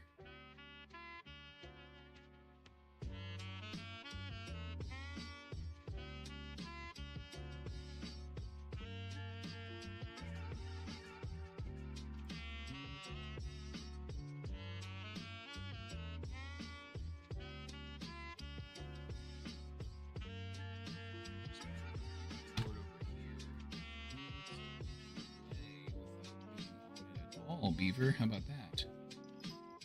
And I can put my microphone here so I can put my voice into the microphone. Malalala bala bolele bolele. Mama mama mama mama mama mama mama mama mama mama mama.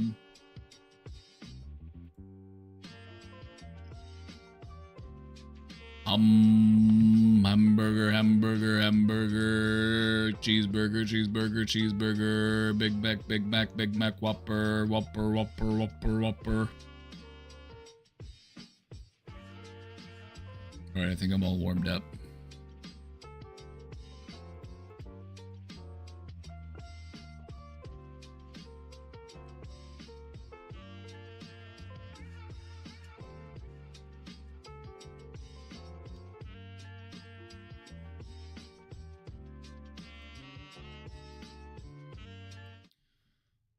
Let's try to pick something that's in my vocal register.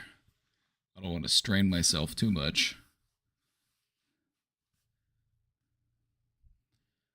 Oh yeah, Last Christmas. Wait, this song's 5 minutes long? Jeez. I just have a feeling about people who do 5-minute long karaoke songs. I'm like,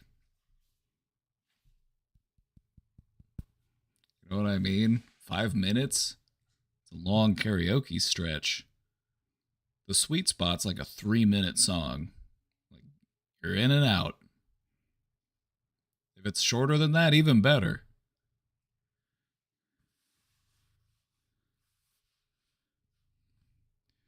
Whenever I was at Creator Clash 2, they did a karaoke event. And the karaoke person was only going to be there for like an hour. And there was this one YouTuber who shall remain unnamed who had already performed one song, who went up and did a second song, and it was an 8-minute, maybe even 9-minute long Meatloaf song. And so we all had to sit there and be subjected to this painful rendition of Paradise by the Dashboard Light.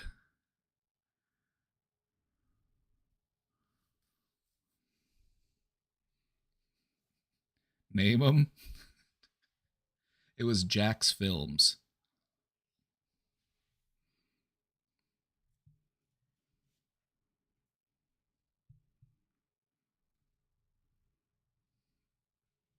I'm just saying, karaoke etiquette matters, all right? Karaoke etiquette matters.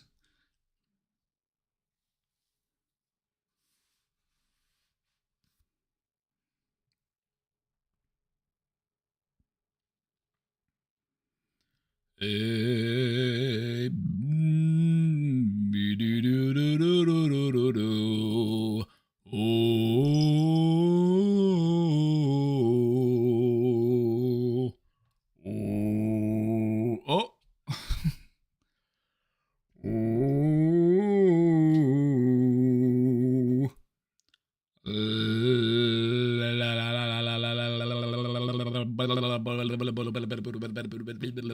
All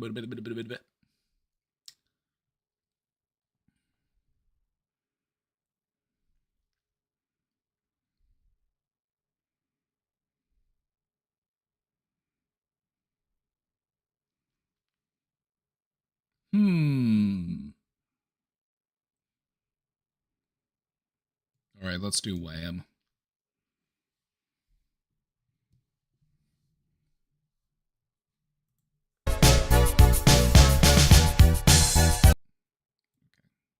Let's rewind.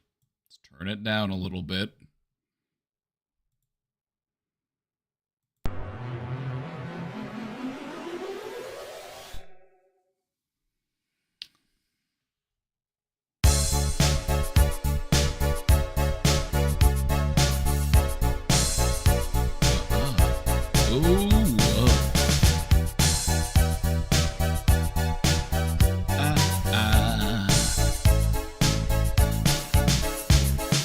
Last Christmas I gave you my heart, but the very next day you gave it away. This year, to save me from tears, I'll give it to someone special.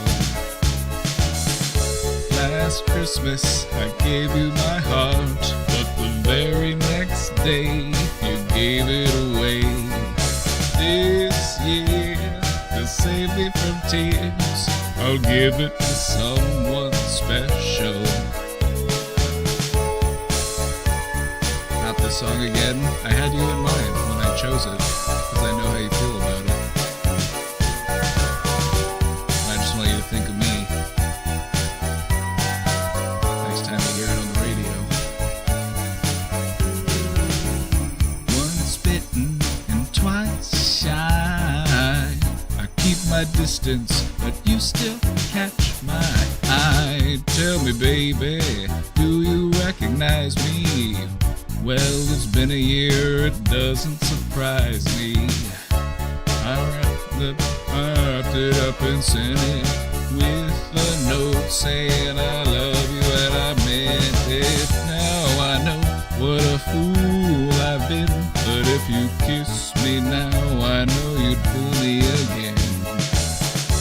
Last Christmas I gave you my heart, but the very next day you gave it away. This year, to save me from tears, I'll give it to someone special. I gave you my heart, but the very next day you gave it away. I only know the chorus. That's mostly chorus. Give it to someone special.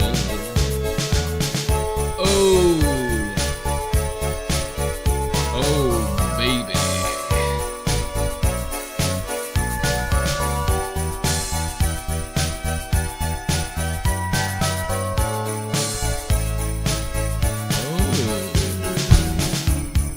Crowded room, friends with tired eyes. I'm hiding from you, and you're so nice. My God, I thought you were someone to rely on. Me, I guess I was a shoulder to cry on. Face out a lover with a fire in his heart. A man undercover, but you tore me apart. Ooh, now I found a real love, you'll never fool me again. Last Christmas I gave you my heart, but the very next day you gave it away. This year, to save me from tears, I'll give it to someone special. Thought I was gonna be throat singing it. There is that. Last Christmas you gave me okay.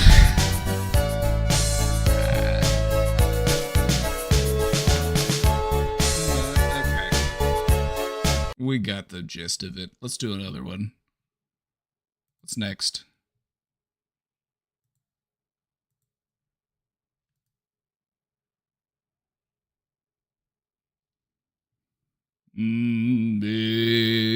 It's beginning to look a lot. I'm trying to. So I prefer to, like I said, I prefer to stand up when I sing because it's like a full body thing, you know? But when you're sitting, it's kind of like I can't put my whole ass into it. So I'm trying to find songs that I can comfortably sing while seated. The hippo one, it's not gonna happen. We're not doing the I want a hippopotamus for Christmas. I'm sorry. We'll do more Christmas karaoke with Casey, and I'll be able to actually stand up and use a microphone so I can put my whole pussy into it.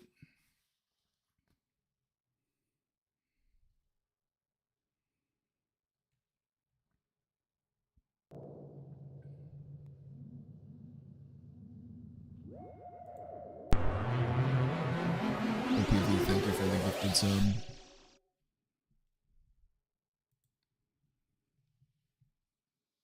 I'm dreaming. All right, I think I got it.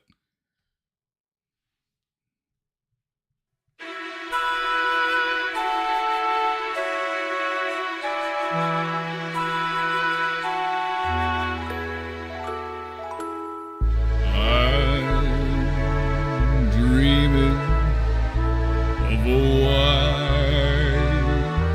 Christmas, just like the ones I used to know, where the treetops glisten and children listen to hear sleigh bells in the snow. I'm dreaming of a white Christmas with every Christmas card I write. May your days be merry and bright, and may all your Christmases be white.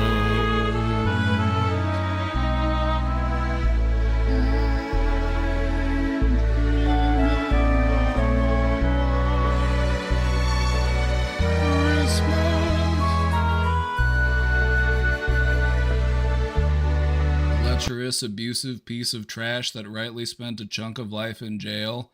I mean, we were just trying to have fun, so thank you for pointing that out. I guess we'll do a different song.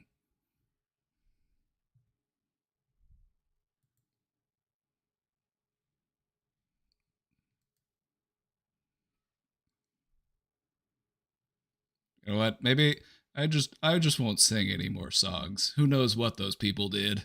Who knows what they did when we weren't watching them?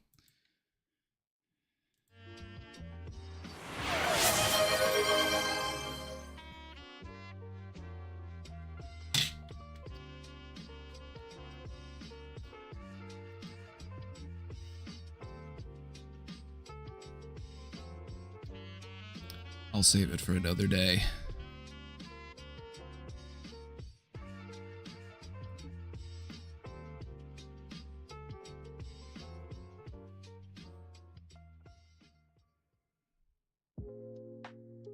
I just feel too constrained in my desk. I need to stand when I sing.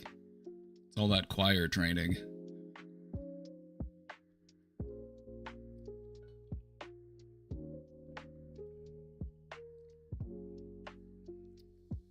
My voice feels constrained because my legs are bent.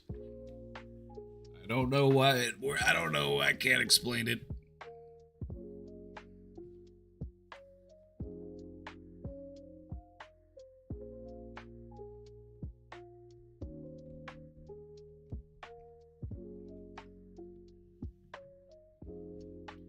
Beaver.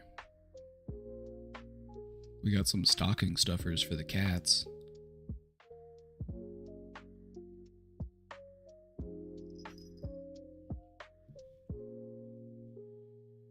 we'll do some more Christmas karaoke during our marathon, and I'll be able to have the standing mic. I can do my vocal warm-ups. I just can't belt like I need to when I'm sitting. I don't know how Lady Gaga does it. I don't know how Elton John does it. Sitting down playing a piano, but also singing. I just can't.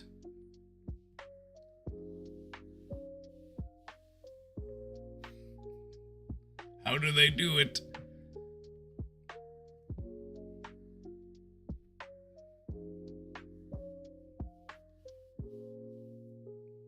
Probably just something you're gonna learn how to do. I think part of what it is I can't work my diaphragm appropriately. Diaphragm's a big part of being able to belt those notes.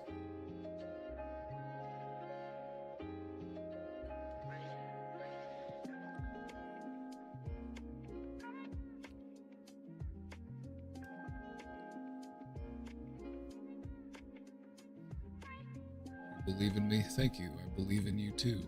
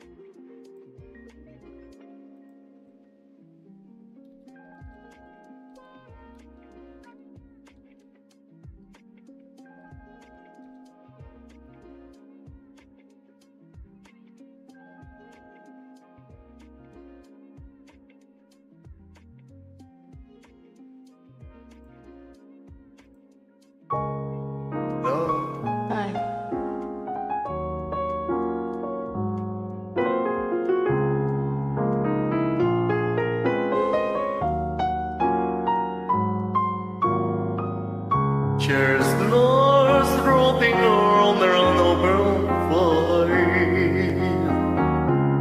Your cross snipping out your nose.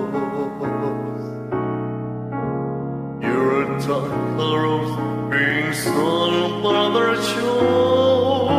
And frost, there's a bar Eskimo. Everybody know a turkey and some mistletoe have to make the season bright. They need heart with their eyes of a grow. We'll find a heart to sleep tonight. They're under their sun on his way. His looks are lost of poison goodies on his way. And every mother's child is gonna spy to see if Brenda really know how to fly. And so I'll offer their silver plate to his born to Norway too. Although it's been said many times, many ways, Merry Christmas to you.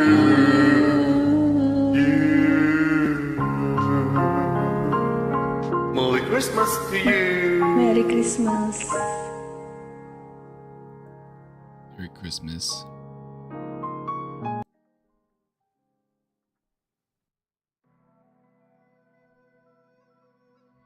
He did a re-release of this one, actually. He's got this one just came out a couple days ago.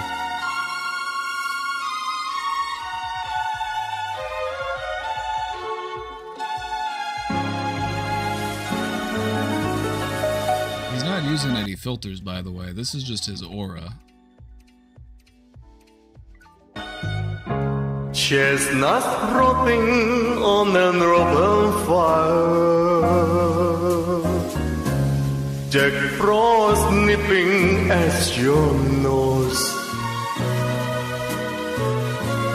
Utah carols being sung by a cruel and frozen. See, they made filters so that we could look more like him. This is just how he is. This is just all of the glow. That's just... We made filters so that we could try to recapture the brilliance.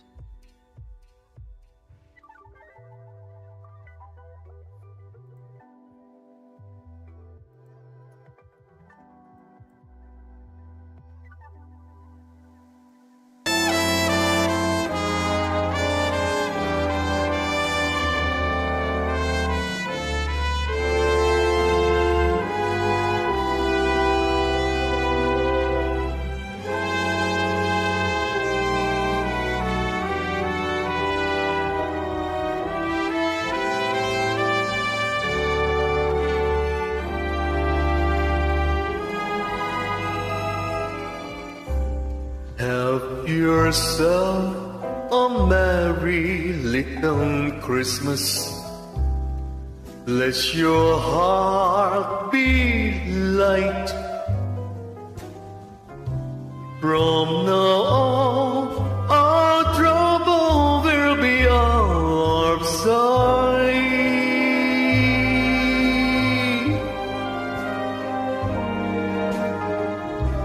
Have yourself a merry little Christmas. Make the Yuletide gay. From now on, our trouble will be miles away.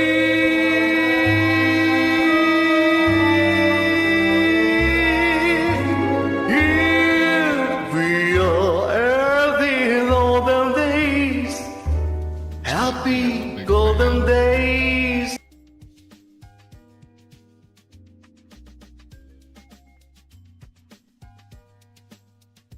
How many videos does he have? 383?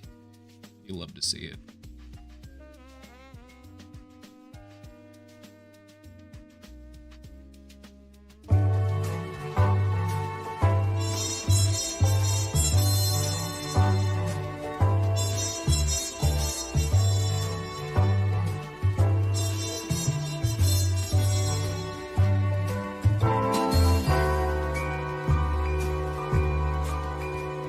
Last Christmas I gave you my heart, but the very next day you gave it away.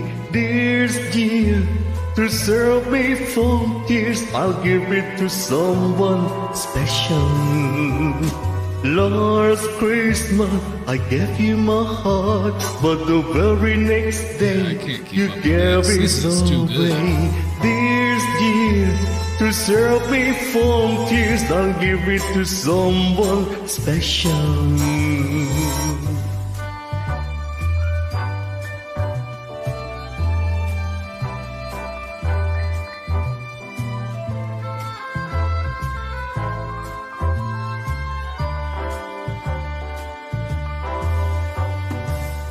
One bitten and twice shy, I keep my distance, but you still catch my eye. Tell me, baby, do you recognize me? Where it's been a year, it doesn't surprise me. Merry Christmas, our life is up and zealous, with no saying I love you. I'm manly. Now I know what the fools have been, but if you kisses me now, I know you fool me again. Last Christmas, I gave you my heart, the very next day you gave it away. This year, to save me from tears, I'll give it to someone special. This isn't AI. This isn't AI. This is the template. the This isn't a filter. This isn't AI. This is the template. This is what we based AI and filters off of. I need you to understand that. very next day. You gave it away this year to save me from tears. I give it to someone special. Phoebe, thank you for gifting that sub to Sparky. Last Christmas I gave you my heart. The very next day you gave it away this year to save me from tears. you've I ever give listened it to to a version of this someone song that you didn't like? You could probably I find one. based on a lover with a fire in his heart, a man under a cover, but you tore me apart. Maybe next years I give it to someone, I give it to someone special.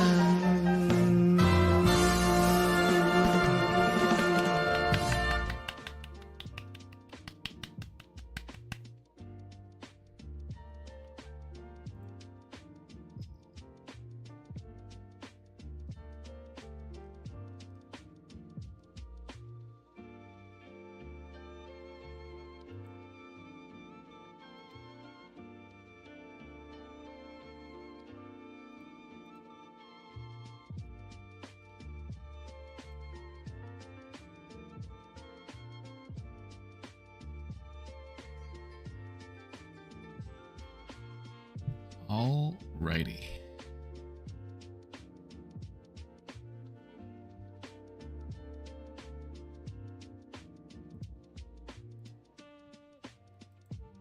Alright, everybody. That's gonna be it for me today. I'm gonna raid. I'm so psyched. They were on the panel that I did the other day.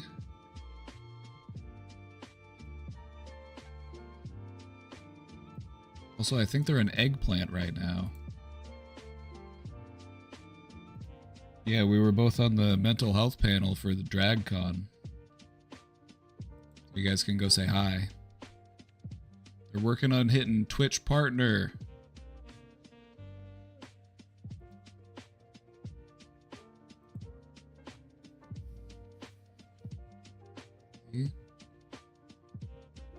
Eggplant.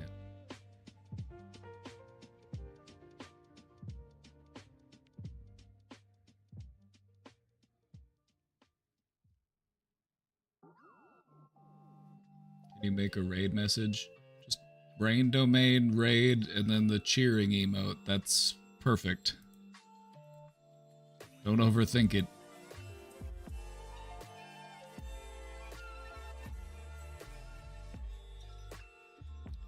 Don't overthink it.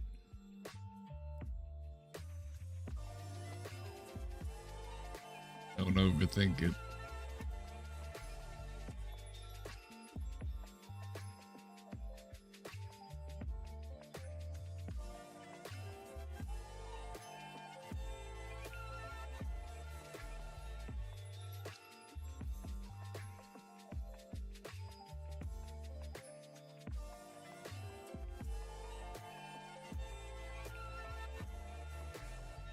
Alrighty, everybody.